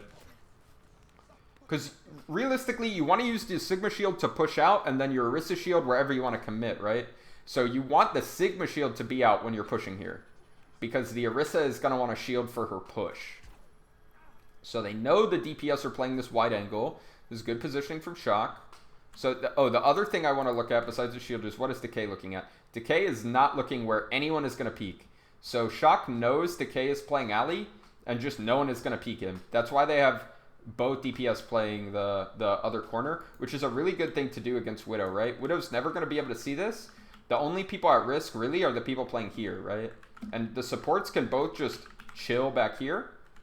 And it's not great, but it's workable. And that's a really good positioning to try and mitigate the effectiveness of the Widow. So let's hop back onto Note and see how he uses his shield when they push out. He doesn't use the shield. That's a throw. You can't do that. It is not hard to put a Sigma Shield that does this. That covers this and this. It's actually so easy. And he just doesn't do it. That's a throw. Even if Gamsu doesn't die here, he's going to take so much damage. And you don't want... yeah, you also want the shield to be able to cover this space, because what the fuck is your Zen doing playing inside here, bro?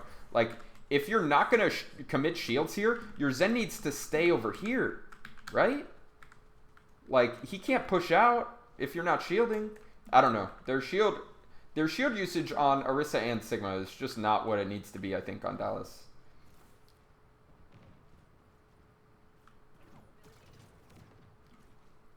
So now, Dallas is on all these weird-ass flanks. They have no space control. They're all getting staggered. There's only 30 seconds left, and all of a sudden this looks totally unwinnable for them. Actually, 100% loss. They should never get a tick. All right, let's see. They have their square. They're just going statue again, bro. Going statue every time is starting to tilt me. It's very bad to just AFK statue. Like, your backline has to be so scared when you're there.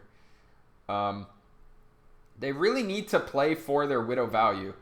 Okay, Doha just gets a random 1v1 kill. They can actually win now. They square on high ground. They're pressuring the enemy tanks. They force the drone. Choi's going to touch. They use Bob to touch. Good stalling. Choi saves his shield as long as he can. This time, Gamsu's aggro shield doesn't suck. Huge bongo from Smurf, though. Again, Doha gets a pretty big pick. There's no drone up. Smurf is killable here. Oh, he does die. They get the trance on point. Doha actually just hard carries with random picks. What the fuck? Oh, and they Charlie 9 it. Yeah, so Doha gets random picks, but the big issue is they don't play to get Widow value here, in my opinion. They really do a bad job of getting Widow value.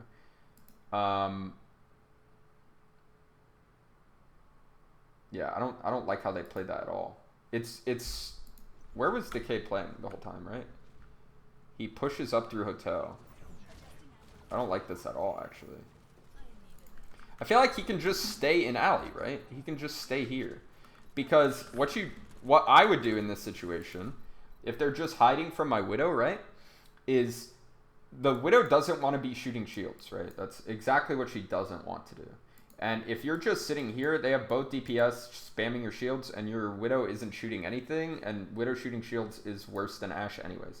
So what I do is I go top and get my Sigma here to be able to fight, okay?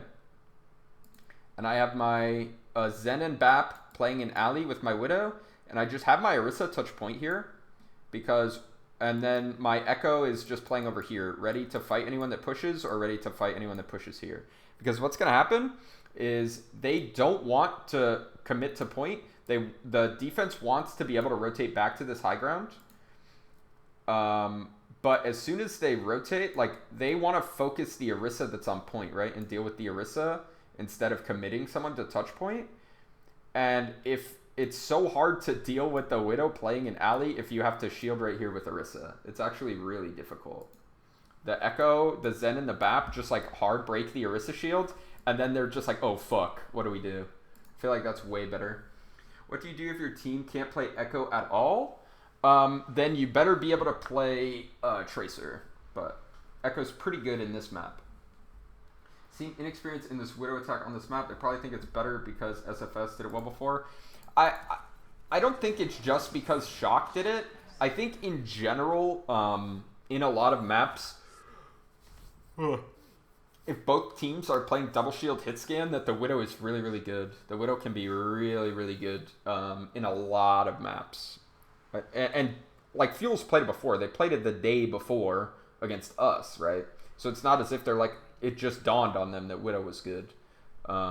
They definitely have played Widow in this comp. I think they know how to play Widow in this comp. I think they just weren't prepared for Shock's specific anti-Widow positioning. But I think they also just didn't have good shield rotations whether they were on Widow or not. I'm not sure it was like a Widow-specific issue. So again, Shock with the better rollout. Again, they leave both their DPS in main to make sure no one tries to pressure. Good, good. Again, they use their shields to push across high ground, give their Widow sight lines.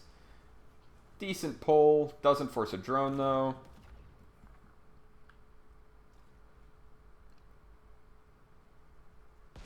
Excuse me. This time, Smurf touches point first, which I really like. I think this is actually a really good strategy. Decay ends up getting a really important pick onto Rascal, though. Not a great drone from Dallas here. Doha, again, getting aggro. Doha has gotten so many picks on this first point, actually, on attack and defense. He's like the hero for Dallas, I feel. Where's Decay kind of carried the first... Oh my god, what happened? They all just got deleted. I thought I was fast forwarding to the next fight. There was about to be a reset. What, did they just get deleted by a square? What the fuck happens in here, bro? Drone is down. They get a fat pull. Yo, no one is here with these tanks, though. This is really greedy for them to push early. Yep. They just get pull squared. That's the map. Wow. That's such a lame way to lose. They make the same play later in real, too. Ignited Esports rating with a party of 11. Thank you so much, Ignited Esports. I am not familiar with your organization, but I appreciate the support. Thank you so much. All right, so let's see. So now we go Hanamura. This is finally Dallas gets to pick a map. They go Hanamura. I think this is. They also picked this against us, which is interesting. So they just like this. I don't think they're picking it because they have a read on shock. I think this map just lets them play double shield in 2CP, which is what they want to play. According to my expert analysis, mistakes were made. Yeah. I think they just didn't expect the square to be up already, and they didn't expect with no DPS there for them to die to it, but they did. I don't know. I feel like so far a solid 80% of Fuel's mistakes have been Gimsu. Not gonna lie. And then like Crimso wasting Trance a couple times. Okay. So this is interesting. In our match, they played a double shield comp in attack here. Dallas played a double shield comp into us here. And we played a Rhine comp in defense against them. We played a like a Ashe Rhine comp. But they did not play a sim in attack against us. They played double shield. So that is interesting to me that they've decided that they want to play sim instead. Maybe it's just surprise factor. Maybe they think that Shock will not expect sim since they didn't play it yesterday.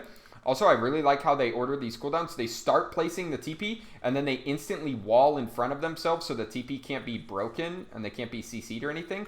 Now, they don't have wall for point, but it shouldn't matter that much, especially because they instantly force this drone. That's actually so important.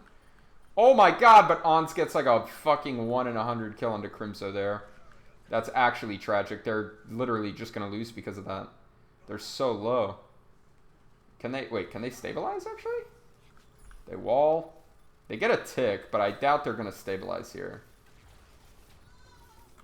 Yeah, and maybe that's one of the downsides to not having wall and also to placing the drone where you placed it. Let's hop onto Ons really quick and see the shot. He's specifically waiting for the Moira, right? He knows that's who he has to kill. Crimso's not even looking at the Widow, bro. I mean, that was like a pixel perfect, like, first pixel he's in the open shot that he hits. But, like, Crimso's not even, like, thinking about the Widow there. That's really bad. What do you think about running Moira over BAP in this situation?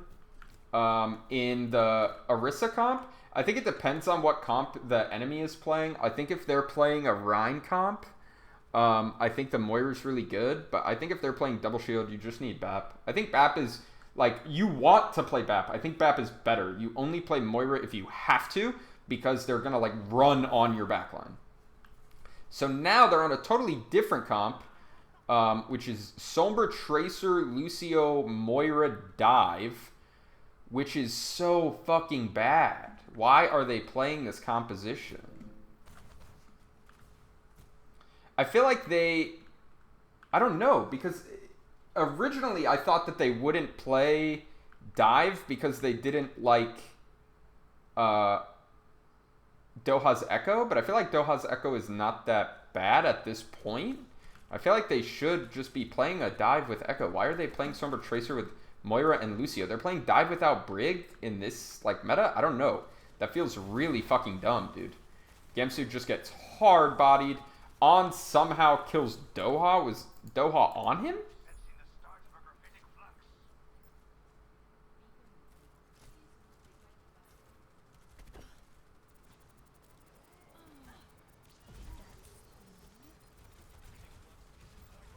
Wait, Doha just walks at him, uncloaked. All right, that's a strat. That's allowed. Yep, he lands a shot. I remember that being on broadcast. I second monitored this. I saw some of it. Okay, so let's see. I really hate Fuels comp. I feel like this is like a fossil comp. You can't play anymore. Really good engage from Rascal. Good pull onto Gamsu. Choi should be able to live. Smurf also going to live. So Gamsu dies again, but at least they get some space behind the point, I guess. But the whole team is there and just ready to brawl them, which is not what you want at all. The one thing they're doing is limiting On's effectiveness. Oops. So that's okay. They Moira aggressively. They Moira ult aggressively in, but again, they're just not gonna kill anything. Yeah, this is garbage.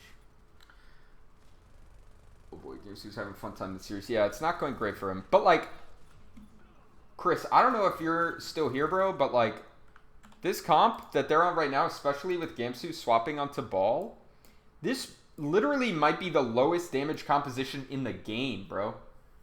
I think this is the lowest damage comp you can possibly pick. Like, you know why they're right? No, I don't know why. This is the most depressing thing I've ever seen. Why are they playing this composition?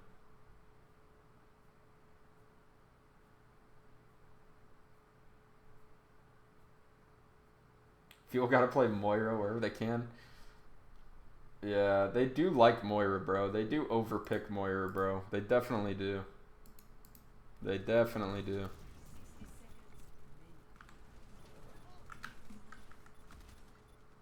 But fuck, bro. Against... Bro, I don't know. This comp is so bad. And Ons is popping as well. And Shock's playing space so well. But, like, I don't think there's a comp in the game that, like, loses to this comp. Like, there is no comp that anyone played in the entire tournament that has a losing matchup against Sombra, Tracer, Lucio, Moira. That comp is just bad. You can't play it. You literally cannot play that comp. It is genuinely depressing that they're playing this composition. They at least kill the Bongo and the Orisa both with the EMP bomb. That's pretty good. And Moth is dead. They actually can cap this, maybe. Yeah, they probably do cap this. But like this comp is just depressingly bad. It actually pisses me off that an Overwatch League team is playing this comp. Holy shit. They're like, oh my god, no. Is this a classic Shock comes back and clutches moment? Is this a classic Shock comes back and clutches moment? No, it's not. Okay. They need to jump off then. Fuck. Rascal came all the way back with his Blizzard. He's getting like hard staggered.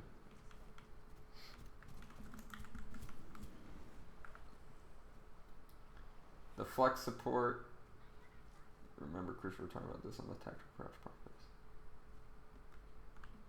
podcast. Maybe. I think it's fine if you're playing not a mirror comp though, right? Like, if they're playing double shield and you want to play, like, dive into them, like, your Zen, like, isn't under pressure, right? He's going to be safe. Or your Ana, if you want to play a Sombra dive, you can play the Ana comp. She's not under pressure, bro. And she has a Brig to keep her alive, bro. Like, it's not scary. I don't know. Okay. So they still have the Sombra here. They're playing double shield with Sombra Widow. Almost definitely because he has EMP still. So you expect him to EMP here, then swap. They're pushing onto high ground. Choi doesn't want to hold top alone because, or catwalk alone because he's against a Sombra. It makes a lot of sense. Going to be really difficult for them to push in here unless they get a pick. They do get a fat EMP, but not really good target focus. Not getting a lot of kills here. And let's see where Moth is. Yeah, Moth is just getting so much value having the amped heals plus the BAP. They can't kill through the EMP. That's actually so big. And then Ons with the fadeaway on Decay for a little disrespect. It's a big problem that Doha is both their Sombra and their Echo player. No. Because you don't need to play Sombra and Echo. Violet was ridiculous this game tournament. Yeah, I agree. Violet has been playing super well. But no, no, you don't have to play Sombra and Echo together if you don't want to. That's only if you want to play the Ana comp. And I'm pretty sure Decay can play Sombra. Decay can play fucking everything. I want to know if you have any plans for the break. Bro, this is my plans, bro. I'm doing it. I'm living the dream. So Rascal didn't even have to use his Blizzard there. And they have to push in. So really, and they have the Zen Bap. So the number one thing they want to do, since they're against Blizzard, I really think their best play here is to make sure they have the Baptiste ult, come over here and use the Baptiste ult and try and like force drone or get some value or something, right? Like they have to do something here, but they cannot just push up directly into the Mei, right? They know she has Blizzard. They know they're going to get Blizzarded. Gamsu just vibing in the open here to build up square. Gets fucking naded. That's so scary. Alright, they popped the square finally. They have to use drone though, and the drone's going to break instantly. They fucked it. They fucked it. And Closer's dead because he's standing in the open in a Widow. So like, the play here is not to stand in the middle of the open for 15 fucking seconds, bro. Against the spam comp. That is not the play. The play is to have your tanks peek to take damage to build square. Then you push out together and put down both shields and square instantly. Okay? But they just stand out there in the open, get all their cooldowns forced, get their drone forced. That was actually, it looked like a weird wall from Rascal here, but it was actually so smart, right? Because the supports wanted to be able to walk out of that Widow LOS, and he prevented that. So that's why the drone had to come down instantly. It was actually a super good wall from Rascal. Actually, Decay Sombra is very good. Even Krusty praises Sombra. Yeah, that's what I'm saying. They, like, yes, Doha is like a Sombra Echo Doom 3 trick or whatever, but that doesn't mean that if you play Sombra that your only option is to have Doha play it.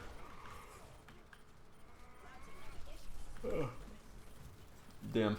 GG. Actually tilted that fuel even cap first playing that trash house composition. So fucking stupid.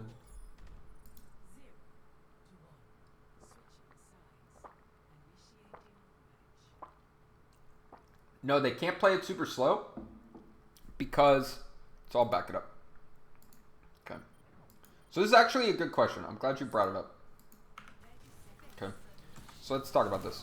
So we say that Fuel has a big advantage in shield break. And if they were like all in a hallway, then yeah, you're right. Okay? So because obviously the Echo has way better shield break than the Mei, the Zen has way better shield break than the Ana, right? So they have the ability to break shields faster, right? But the difference is the angles that they have and how many people can shoot the shields. And the fact that people have to play, like, everyone has to be behind the shield, right? So those are all the different issues here. So if you want to break this Orisa shield, you have to walk, like, way the fuck out here, right? To be able to break it. And to be able to push out, you have to use your Sigma shield to do it, right? And everyone on Shock's team can see your shields to break it. And then if there's anyone that's like a centimeter out from behind the shield, the Widow can just kill them because they're playing in the middle of Widow sightlines. So this is like a scary place to play. You don't want to be here long term unless you have already forced them off of here. In which case, your main group moves to point, and these are your like other people that are getting value. And sometimes they even want to rotate here. But pushing up here, especially when they have a Mei, is really hard. You don't want to do that. But you need to be ready to come out here and act quickly. This is a danger zone. You're like literally, this is a shooting gallery, right? It's so scary to play here because you don't have good cover. So maybe you break their shields first, but both teams end up with their shields broken. And when these guys' shields are broken, they don't die. And when these guys' shields are broken, they all die. So it's a scary place to play. Yeah, this point sucks. Hanamura second is so annoying. I actually hate this map. I don't hate it as much as Gibraltar, though. Gibraltar is the worst map in the game. Alright, so they opt to play full, what I would call greedy slow comp in defense, okay? Which is the Zen version with Echo, and then they also have a Widow for the Widow duel. If I see this comp, to me, you just play dive into it, right? Dive is very, very good against this composition. I don't think Shock will do that, though. I think they would just play double shield. They would just take the mirror. They did not really play dive at all. So Rascal still playing Sobra, Wait, did he just, like, juke the fuck out of them?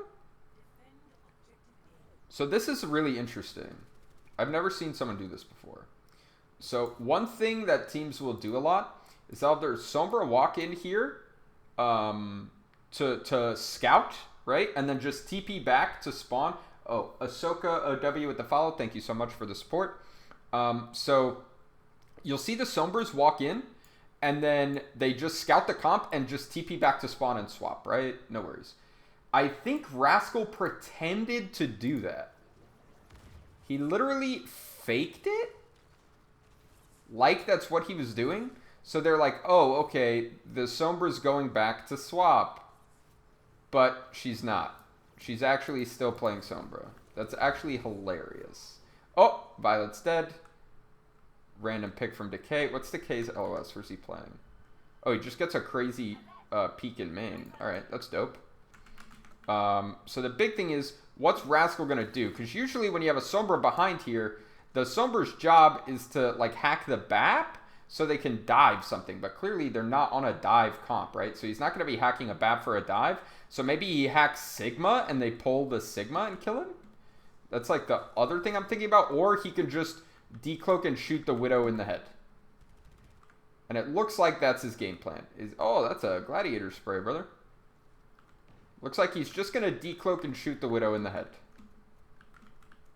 I don't know why he's crouching. That shit's hilarious.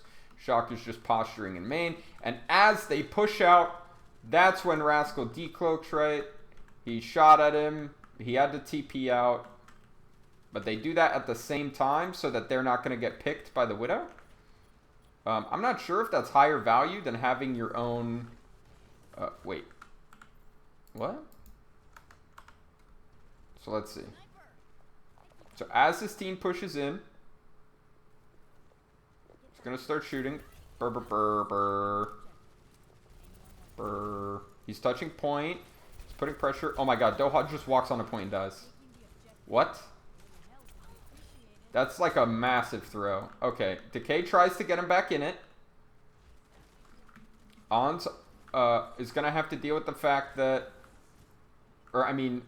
Ons already has position, and Decay is going to have to deal with that. Note is pretty isolated here.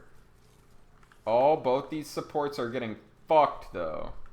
Holy shit, that was a ballsy jump from Violet. So Doha just kind of ints there. Note's having to rotate. They trance to try and save him, but he just gets hacked after the trance and dies. That's so unfortunate. And this is one of the many reasons I think having your Sigma over here alone is really bad. They force point, they get in left, the Sigma is just running away the whole time and he still can't escape. They use trance to try and save him, he still can't escape. I think being top right like that alone is so bad. Now, Rascal is 80% to EMP. Fuel is in a really, really rough spot now to try and deal with EMP and trance pushing onto point.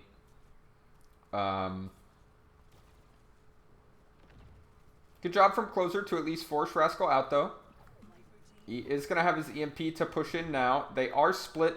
This is so risky from Note to play here. I don't know about this. I feel like if I'm the Sombra, I'm not even going to EMP this guy. I'm just going to normal hack him. Sigma would be okay there if they have something like May with him. Yes, agree. Or even an Ashe over there. A Brig if you have Brig. A Tracer if you have Tracer. There's a lot of heroes you could put over there. So Note goes for the early Flux. They opt to trance before droning, bro. That's so weird to me. That they trance before droning. I've done this a couple of times now. I'm not sure why that is. They walk out. They EMP Flux. Ons is dead in main. The Flux doesn't hit anyone. Now they've droned and they kill Note. Smurf vibing on point. Smurf getting real aggro into spawn there. Smurf being dead means this is pretty much over, though. Yeah, I don't know why they trans first, bro. I feel like they just drone that. But regardless, snowball averted. All of a sudden, winnable map. Oh no, it's only one tick. Maybe not a winnable map. Doha on May now. They've got the Brig. So they have a lot of... So I actually like this comp here. I like May a lot in this point. I like Brig as well. And they're just going to play to make it so hard to control this area so that Decay just has infinite space and value. So the only way... Like, what I want to see Shock do to deal with this... I actually want to see On's hard flank. And it looks like that's what he's going to do. That's the best way to deal with this. Because Decay is going to want to play in spawn. Perfect. This is exactly what they need to do. Just hard flank. They force the square. I think they don't even realize Ons is behind them yet, which is weird because he took a shot. Okay, the drone is dead. They get a pull. Oh, Ons, you can't miss those, brother. Crimzo the Strafe God. Alright, so let's see what's happening with everyone else during this. They're pushing out. The square ran out. The drone ran out for fuel. But again, this flank is like super high value. And that's why Doha the May has to rotate all the way over to deal with this shit. He should be able to easily deal with it. He is going to easily deal with it. And Smurf also dies somehow? That's very odd to me. They value the Zen damage in the second stage of the fight, maybe? Oh, for the early trance? Maybe? But like, I don't know, bro. I feel like trancing to sustain on point is like way better than droning on point. Drone on point is kind of shit here, right? Like if you trance here and then you push on a point and use drone, like that drone is just gonna die so easy, bro. It's so hard to get drone value here. I feel like it's way safer to just drone here, push out together, and then like the Zen can still like play on high ground, use discords, and then when he needs to, he just drops point with trance. I don't know, bro. I feel like the drone value is like negative value on point. It's actually so hard to get a good drone on point.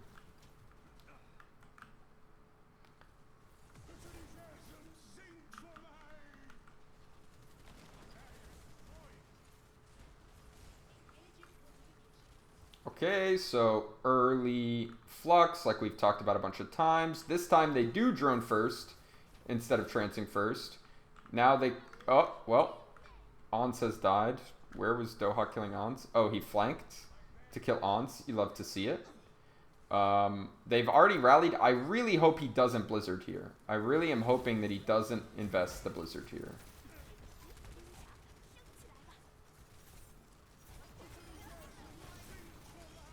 Yep, enemy flux comes out. You're still winning this fight. Force the trance. Now, now you can use it. Nope, they're backing up. You don't even have to. Hell yeah. Doha played this so well. Doha played that so smart, bro.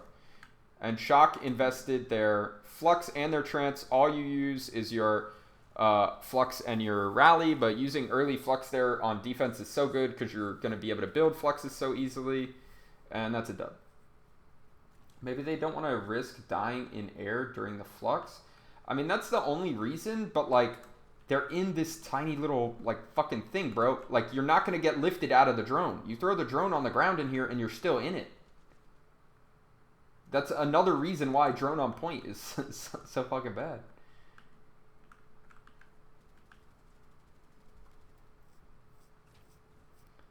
So, Moth used trance there, maybe because they wanted to swap Brig? I don't know.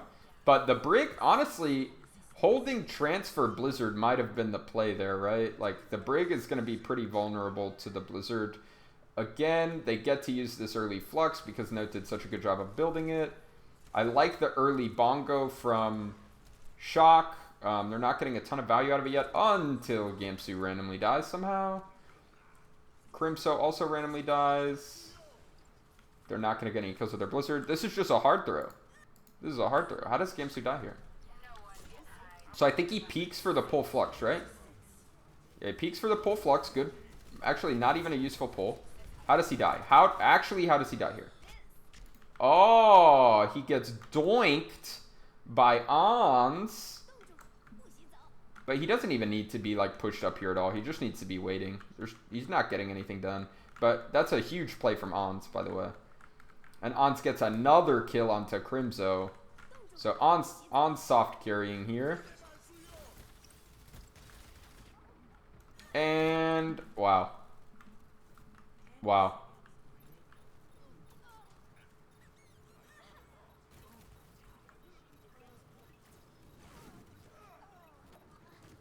Damn. So moral of the story is just focus Gamsu, I think. Ugh.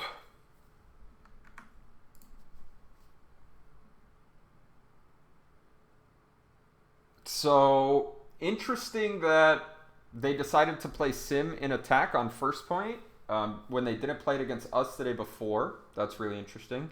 Also interesting that they played a garbage ass dive comp. And by interesting, I mean upsetting.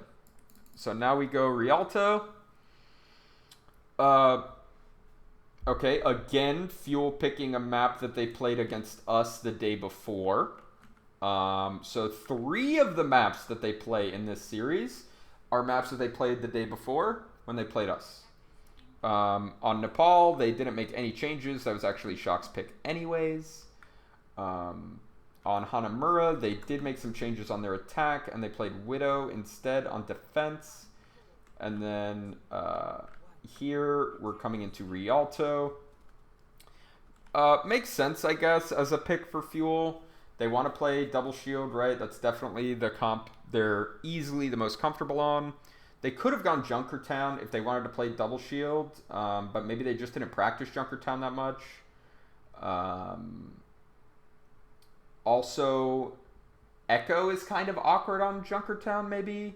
And I think in this comp, they really prefer to have Doha on the Echo, so that could be a reason. Maybe they're just more practiced on Rialto, obviously. And then Gibraltar's a dive map, right? So they're not going to pick that. So I'm not upset with this pick from Fuel. I'm just interested to see how everyone plays this out. Normal to position early here. Use your first Arisha Shield here. Spam a little bit. Look for a pick. Build up towards some ults. Then rotate back. Just make sure you don't get pulled on the rotate. Decay playing a really weird position. This is a crazy peek to take, actually. I dig it, though. I really dig it. That's super interesting because if he peeks and gets that quick headshot on the Orisa, they can force a drone so easily. That's actually a really high-value early peek. Oh, Ons with a creative-ass peek himself. Grappling up and then taking this angle. That's such a smart play. I just want to watch Ons make this rotation, actually. This is such a cool peek. That's so smart. Because, like, as Widow, there's no reason to be behind the shields unless you're just going for something, like, cheeky early, right? So he's watching high ground, doesn't see anything. He just goes for this quick peek.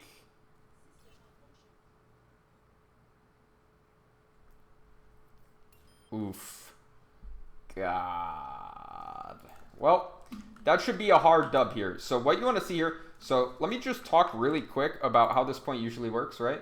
So the defenders start out on high ground. Sometimes they can try and hang out on high ground. As attackers, you just go up and force them to drop. Whatever, it's not that big a deal. Realistically, how it usually ends up working is the defensive Orisa plays here, okay? The defensive Sigma can start out on high ground, but he usually ends up dropping to hold this. The BAP and Zen can play over here or back here against Widow. You almost always want to play here. Sometimes you even play close against Widow, right? And the DPS basically look for value wherever they can. When you have Widow, she wants to play far back. She wants to play to flank. Like, your Widow's just going to rotate to all these different peak spots to be able to take different angles on people, right? That's fine. And then the Echo wants to play usually, like, up here so that she can fly up and spam on people or flank, like Doha is doing now. Totally standard. And on attack, you basically want to soft mirror that most of the time. You have your Orisa in main. You have your Sigma pushing this angle or pushing out top. Sometimes he can even go coast, but that's a pretty long commitment. Usually you have one shield here, and then you can have a DPS come coast, and then a DPS either play main, look for a flank here, look for a flank here. These are kind of risky. But yeah, that's generally the way this is going to play out. I also think it's interesting that in a lot of situations where most teams would match Orisias, Shock has been doing this thing where they have their Sigma push where your Orisa is, and they have their Orisa push and like pull on the enemy Sigma and try and kill him. That's super interesting. And let's see, Smurf actually, yeah, see, he's going high ground and he's trying to pull the enemy Sigma. That's actually a cool adaptation that I have not really seen other teams do. A lot of trade kills here actually coming out. Doha with a good flank, getting multiple kills. Decay popping off. And anytime you're in double shield and the enemy team gets a pick, your DPS always want to look for flanks. Just always try and flank to clutch. Even your Zen can flank to clutch, right? But that's what you have to do. Once the enemy team gets the space control, gets the momentum from a pick, your DPS just need to start flanking, right? That's 100% the play you make. Oh, Violet gets his drone force in no man's land. This should be an easy kill. So this is going to be fuel stabilizing for sure. And a lot of stagger kills. This is not good for Shock, right? Rascal does get a pick onto Doha. Not the worst. But yeah, full stabilizing here. They can even decide to hold close in the courtyard again, which is rough. Because usually you have the fight in this first corner that we talked about. And it's a little awkward when the car isn't still here for the Orisa to try and hold here. She's probably going to have to hold this corner, which case your Sigma plays here. So it's not great, but it's still good because you can get the... Actually, no, I don't want to do that because if you lose this fight close, they can still touch car and get it to the end before you get second fight. So if you want to try and hold close, you have to hope that the car rolls all the way back to like here. Otherwise, you're kind of soft throwing. So usually you get the first fight on this corner, second fight in the choke. And really, the second fight in the choke is heavily dominated by ults, obviously. But the big thing is this flank over here. And when you have, like, Widows and Echoes, right? Or Ashes, if people are playing Ashe.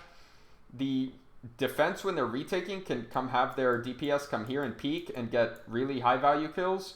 Or the attackers can have their DPS chill here. And when the enemy team is trying to cross the bridge to come contest, they can get high-value kills. So this becomes like the really, really strong area in the second fight, right? In the first fight, this is also strong for flanks for the attackers. The defenders, it's a pretty long commitment. But yeah, that area is a pretty high value. Honestly, the early pick from Ons kind of gave Dallas what should have been a free loss, but then a really, really high value flank from Doha. And some good trade kills, as well as maybe Violet getting a little too aggro there at the end, means that they have to full recontest. I really like this square push. Oh my god, what the fuck? Doha is so dead. No, actually, he should be able to turn back to Echo and maybe get away. But that's a huge wasted ultimate, actually. Okay, drone should still be up. So this Flux isn't going to kill anyone in the air. It's just going to be a drone on the ground. They also get their own drone force just to use it. Oh, but Doha should be able to kill Moth here, right? Surely Moth dies. Yeah, Moth does die here. So again, the flank from Doha is just bailing fuel out, bro. They're just making so many mistakes with their basic cooldowns and with their tank line. But Doha just flanks and get kills. And they win. That's crazy, actually. They use a lot of ults there, though. They use 4 ults. Shock uses Bongo. They use a really early square. And they use their Echo ult. So they use 3. They're going to be pretty close to another square, though. Whereas Fuel isn't really close to building any of these ults back up. But yeah, Doha's flanks are getting insane value right now. This is a... Decay and Doha carrying what's new. I mean... Against us, it was not Decay and Doha carrying. It was definitely just Decay, right? So Doha is playing... Literally, Doha is playing so much better than he was the day before. Which is super impressive, right? You love to see any player make that like day-to-day evolution. Especially against a team as good as Shock, right? That's impressive. Like, that's dope for Decay. I really like to see that. Um, this is a situation where if I'm Shock, I really wish Rascal could play Tracer, because it's so easy for the Tracer to just scout where the Echo is all the time and make those flanks really, really hard. Are Fuel tank line weak? I think if you look at like the 3 pods of their team, obviously their DPS is their biggest strength. Maybe this is controversial, but I think their supports would be their second best unit, and then their tanks would be their weakest unit. That's my opinion. I think if they could play like maybe more comfort heroes, I don't know technically what their comfort hero is. Note, I know, likes Diva and Sigma, but I feel like his strength is Diva, and I feel like Gamsu's strength is probably Rhine? So maybe if they played Rhine Diva comps, their tank line would be better, and their support line would be the worst core. For these guys, I actually feel like maybe their DPS is their weakest part here. Ons is good, but I think Rascal is not, to me, a standout on Echo, whereas Smurf and Choi are like sick, and Violet and Moth are really, really good. Even though Moth's Zen is like not his strength, I feel like these are both like very, very good players. Violet, very, very good. Moth is just smart and knows how to play Zen, even if his mechanics aren't great. Whereas Ons is like very one-dimensional in the heroes he can play, and Rascal isn't really a carry player on Echo. He's like a team value player on Echo. And if you're like, Shock's style on this comp is always to have like Rascal play very control-y and not play super flanky. He's not a super flanky Echo player. So if the enemy, like, he needs to be stopping the enemy Echo from getting flank control, right? And so far he is not doing that. So, yeah. Now he is looking for the enemy Echo. He's spamming tanks, but he's looking at Doha more. On's looking at Doha. They don't want to let... They know Doha's been carrying. They're hunting him down. They literally can't even catch him. He's wasting all their time. They finally killed Doha because they know he's going to flank. Doha will be back in time, obviously, for this fight. Oh, and Decay kills Violet. Yo, does Shock... Like, Shock wins this map because the series ends here. I cannot believe Shock wins this map. They use their square. They use their trance just to stabilize. They literally only have Flux to work with, and Fuel is close to their own Flux, but they don't actually have anything else. So here comes the pull Flux. It's not even going to get any value. Doha did come back. Did come on the flank. Ons was in this power position we're talking about. Gets killed. Gamsu kills Smurf. Yo, does Shock actually fuller hold this? Doha dies. Decay dies. Rascal's just vibing on cart getting pocketed. Choi is dead. There is no way Shock should win this. They use square. They flux the ball. Please tell me that Dallas wins this. Please. Yes, okay. Whew. Whew. I still can't believe they lose the map, but at least they don't lose this fight.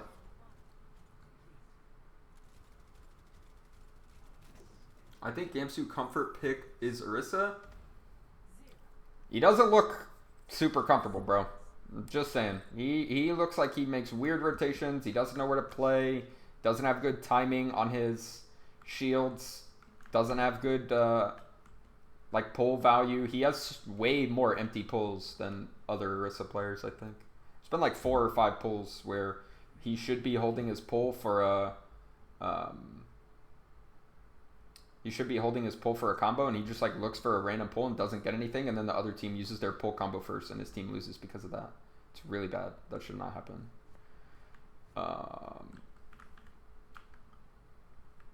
I thought Gamsu was really good at Monkey. I think his Monkey has been like really strong in the past. I think just in the current meta, in dive mirrors, I think you have to play Monkey differently than his playstyle is. That's my issue. I think he is good at Monkey. I just think that like diving backline is bad in the overwhelming majority of situations, and you play to like bully the other tanks and then zone backline when you have ult. And I think that that's not his strength. I think his strength is like looking for kills and getting good bubbles like on the supports to with his DPS to get kills. And I think maybe he hasn't adapted his playstyle. But I think he mechanically is a really good monkey. And if the meta changes to where dive is like it used to be, where you dive backline, if Brig isn't good anymore, and Brig can't just like stop monkey from killing backline in every fucking situation on planet Earth, and Brig isn't meta anymore, then I think Gamsu will be one of the strong monkeys in the league again, for sure.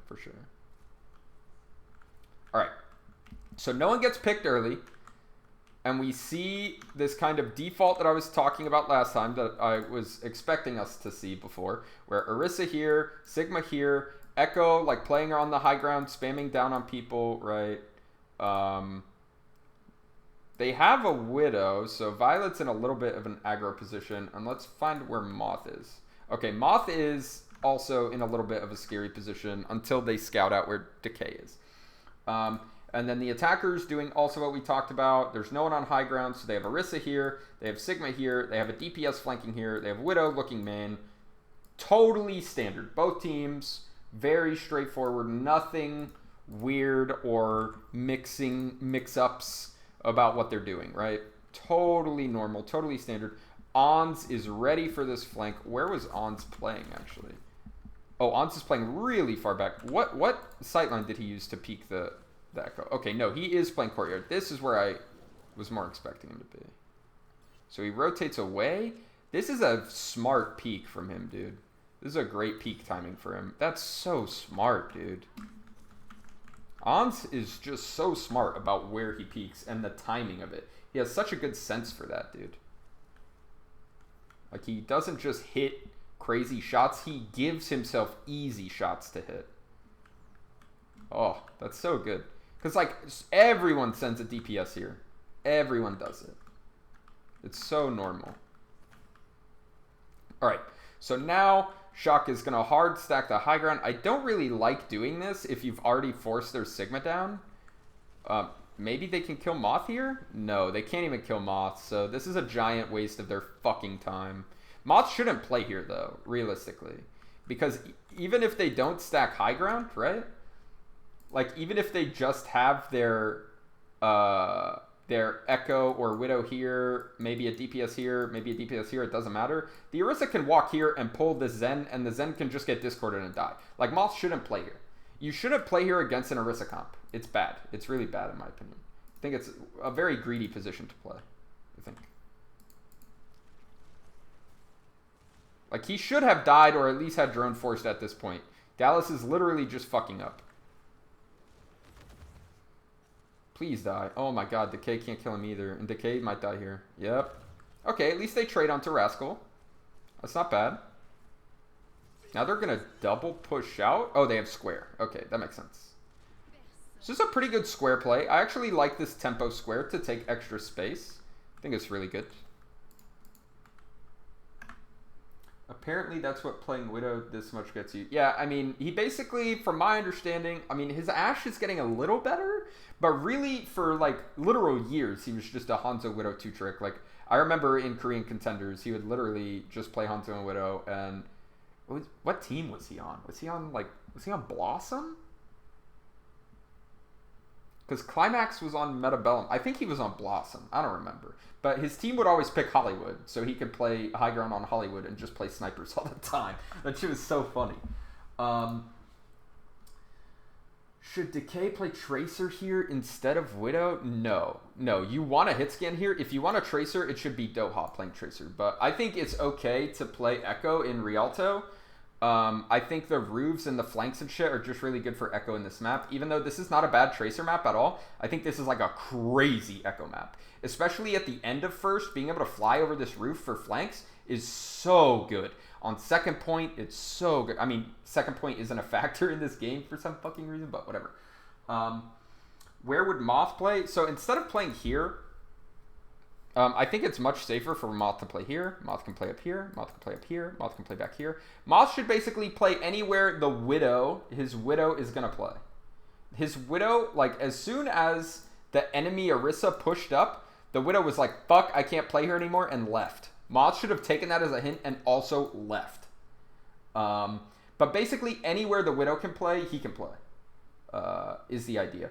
Generally, like, doing things like sometimes Widows will play way back here. He doesn't want to do that because he can't discord from that range, but realistically, he just needs to play anywhere. He can avoid the enemy Widow and just shoot shields, charge right clicks, and look for the occasional discord or follow up on a pull play.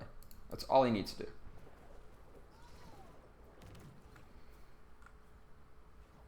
How is this an L, brother?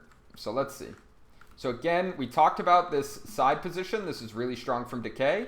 He's making it hard for the supports to cross. Okay, Ons kills Gamsu somehow. Let's look at this from Gamsu's POV. He's probably doing some dumb shit. Ons does do that really wide flank that I talked about, Widow's doing sometimes. Oh, he gets shot in the head once. Wait, he doesn't use his shift? Wait. Wait, Gamsu? Yo, he's just so greedy. He's actually just so greedy. All the time. Doha does hunt down Ons. Wait, where did Ons rotate to? No, and then he gets killed. That's why Rascal's over here helping. Okay. So that's a fine trade for Shock. They don't care. Ons will be back soon. I feel like Gamsu dies for too much. Yes, he does. That's what I'm saying. I don't think his Orisa positioning is good. And I don't think it's an issue of like his team doesn't support him or something. Like right there, he didn't have any heals because his whole team was pushing, but controlling this area for his team is good. So he should just vibe out. He doesn't have to push anything. He can just hang out. It doesn't matter. He doesn't need to feel pressured to do anything there. I don't know why he feels like he has to constantly put, but just chill. Just chill. Your team is getting value somewhere else. Just vibe a little bit, you know? So the early flux, really good. Also a flux coming out from Fuel, which forces the drone, but nothing has forced the trance yet, right? Instead, they've used Bongo and Echo ult, and they Echo copied the Orisa, so they're just going to get a second Bongo, which isn't that good. Both teams have Echo copied the Orisa. I'm not a big fan of doing that here. Mostly because I feel like Flux is really high value, and you've got this weird, like, triple angle in the choke. So, in a lot of choke point areas, copying the Sigma isn't good because it's really hard to build the Flux during the Echo time if you're just shooting shields, right? That's not what you want to do. Ideally, like, when you want to copy Sigma as Echo, you want to be on a high ground, you want to be on an off angle, so that way you can really quickly build the Flux. But the thing is, in this choke, there's like these two rooms and main on cart, so you can like, you can still take an aggressive off angle that they can't push that's on the ground and build a Flux or just force them back and then keep pushing out, right? So I would much rather see a Sigma copy. It may be that Rascal just had a hard time seeing the Sigma. I'm not sure, but I would much prefer a Sigma copy here because I don't think Bongo is going to like force cooldowns or necessarily get you kills here. So I'd much rather see a Sigma copy. It's a little awkward here.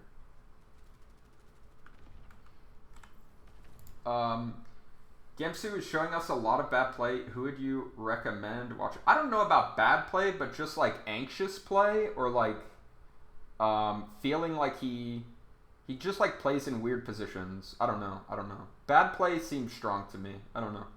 But who would I recommend? I mean, Smurf. I feel like Smurf is a really, really good Orisa. He has really smart pulls, and he has a really good idea of when he can get aggressive and who he can be aggressive on.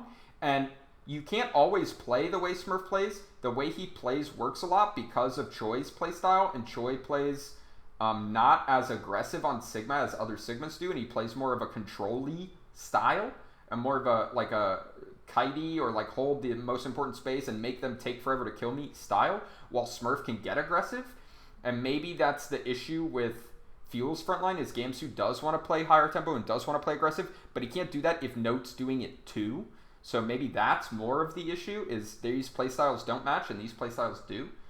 But if you want to watch Smurf, it's important to watch what Choi also does. Let me see. Who are the other teams that would have good ones? Oh, I think Fate, the exact same thing.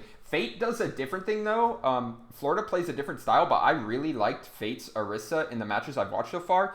He does a really good job of, against comps that want to rush, he does a really good job of making himself the only target and making sure he always goes first and baiting himself all the time. I really feel like Fate has a very different playstyle. Sometimes he does get aggressive, but he has a very different playstyle to Smurf. But yeah, Fate actually played really, really well on Orisa, at least from the matches I saw. I didn't watch the finals yet, but I like Fate's playstyle on Orisa a lot, and it is unique for sure. I would say definitely watching that is a good option. Watching Fate play is a good option there. Seems like he is playing Orisa in a triple DPS comp. No, because I think Orisa in a triple DPS comp has to play like even slower, and you just wait for your DPS to work. Gamsu is playing, I don't know, a very different style. I don't know. I think it is. He's just kind of out of sync with what Note is doing, honestly. Their shield, like, I keep looking at where he's playing. I'm like, why is he playing here based on where the rest of his team is? But maybe, like, Gamsu's playing where he needs to, and Note is pushing something weird, and that's what makes it awkward. It's hard to say, honestly. So now Choi is under a lot of pressure. Oh my god, I can't believe he gets that shield up in time. The drone has to come out. Okay, so drone forced early. That's a big opening. Oh my god, Violet's dead. So they don't have drone and they don't have BAP heals. And Violet was so close to square. Choi is already so low. This has got to be a giant clutch from a DPS flank, right? Neither DPS is in a good flank position. Wait, why did this drone come out? They just drone. Oh, I hate these drones, bro. I hate when fucking supports just drone a corner just so like, oh, so we can peek really aggressively. Just peek aggressively without droning and use drone if you have to. What? That drone literally did nothing. The drone sat behind a shield. No one took any damage in the drone. That's so fucking dumb. Wow, and they just fucking int and trade Orisas. Oh, and Ons gets a kill. Oh my god. See, this is what I was talking about. Is there are times where Shock is like, oh, we're losing the fight. So in the mid fight, we're just going to make a really aggressive push together as a team to try and trade kills and get back in the fight. So that's exactly what happens right here. He's just like, fuck it. We're behind in the fight. We have a Discord. I'm just looking for a kill. I'm just playing aggro and looking for a kill. And in the chaos, Ons gets a second kill. And all of a sudden, their BAP is going to be back way sooner. He's going to start spamming heals. He's going to yeet a fucking drone from spawn. Yep, there it is. That's actually an insane drone spot, too. It's going to be hard as fuck to break. And they win off that. And that's what I wanted them to do on King Tro first point. Is this exact idea. Is like you realize you're losing control. If you keep playing slow, they are more stable than you. You're not going to win. So stabilize for a second, get a couple cooldowns, look for that window, and just make a fast play. And sometimes that's with your tanks pushing in. Sometimes that's your DPS flanking. Whatever. But that's what Shock is very good at, and that's what I love to see. Shock do. Gesture, another to watch on Orisa too. I don't know. Did Soul even play that much Orisa? I only watched them. No, I've watched 2 of their sets, right? They really didn't like hardly play any Orisa. I think they're just playing Dive. So maybe not recently watching Gesture. I don't know. Maybe they play it more in the finals. I haven't watched them yet. Is Fuel DPS line one of the best in the league in your opinion? If Doha was more flexible, yes. If it's a meta where they get to put Doha on a comfort hero, yes, I think they're very, very good. I think Doha just has a pretty limited hero pool, and I think right now his best heroes are Sombra, Doom, and his Echo is getting there. And Sombra is not that good right now, and Doom is kind of trash right now. So it's just difficult because of his hero pool, right? But if Sombra or Doom become like hard meta, they're a very, very good DPS duo in my opinion. What were the mistakes from Fuel in that last fight? I mean, I don't know if they made that many mistakes actually. Let's see. So they push in with the early square, which is really good, right? This is a really good square, right? I love this square position. A lot of teams do this because it lets you spam in here and also this angle, right? So it's really good. But mostly it's just about having this angle to spam, which is super strong. You love to see it. And they hard punish Choi. They force the drone, okay? And then Bap gets picked, right? That's what happens here? Baptiste dies? Yeah. Decay gets the kill on Bap. So that's huge. So all of a sudden, they are not stabilized. So what... Okay, the first mistake is this dumb fucking drone. I will call this out as a terrible mistake, bro. Why are you putting this drone? No one is low. No cooldowns have been used. Droning for tempo or whatever is garbage. I hate this play. Push in, run into the middle of their team, then throw the drone down or something. But putting it behind this corner literally does nothing. It's a hard throw.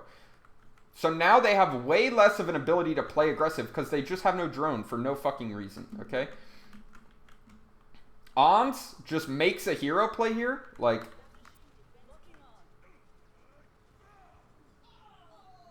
he just takes his time, chooses his shot, and hits a nasty one.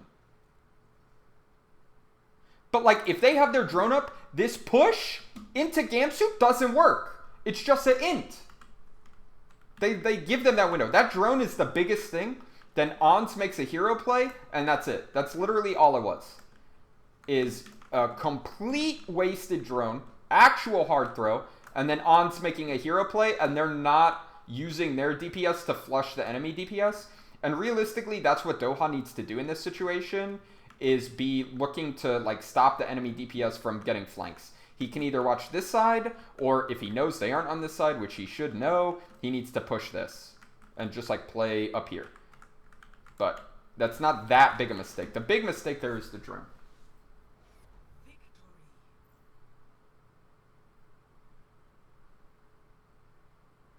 That drone really was... Yeah. It's actually a giant throw.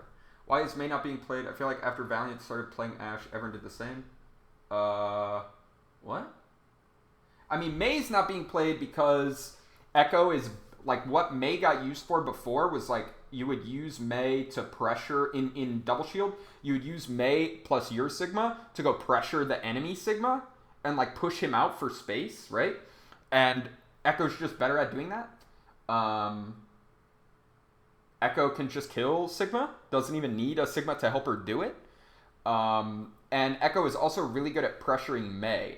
Echo is really good at just flying up in the sky and sticking Mei and forcing the Mei to use her ice block, forcing like the Sigma cooldowns. Echo is just way better at that, and then she's also more flexible at being able to like flank and get kills and clutch fights, and her ult is even better. So yeah, Echo has just replaced Mei. As far as after Valiant started playing Ashe, everyone did the same. People have been playing Ashe for like weeks. I don't really think it has anything to do with Valiant. People have been playing Ashe since like the first round of Ashe buffs in Double Shield. Like when we played Shock like a month ago, we were Ashe mirroring in Double Shield. It's not really a new development. I don't think Valiant was a pioneer in that way. I think everyone during the same week, like when Ashe kind of got buffed and something was banned, so everyone was playing Double Shield. I don't remember what the bans were, honestly. But everyone was playing Double Shield, and then everyone was kind of like, oh wait, Ashe is actually the best option in Double Shield. Is Echo the reason Spam Comp came back, or the Mei nerfs killed Mei Kree Rush? I think Echo is a big part of it, because she's so good at punishing Rhine comps, and punishing Mei. I also think the Mei nerfs had something to do with it. I don't know if there's anything else. Maybe the D.Va nerfs hurt a little bit. I don't think they hurt that much, though. I think it's really just the Mei nerfs and then Echo coming out, and Echo just being a way better hero than Mei. Do you think we'll see Echo nerf soon? She's a fun hero.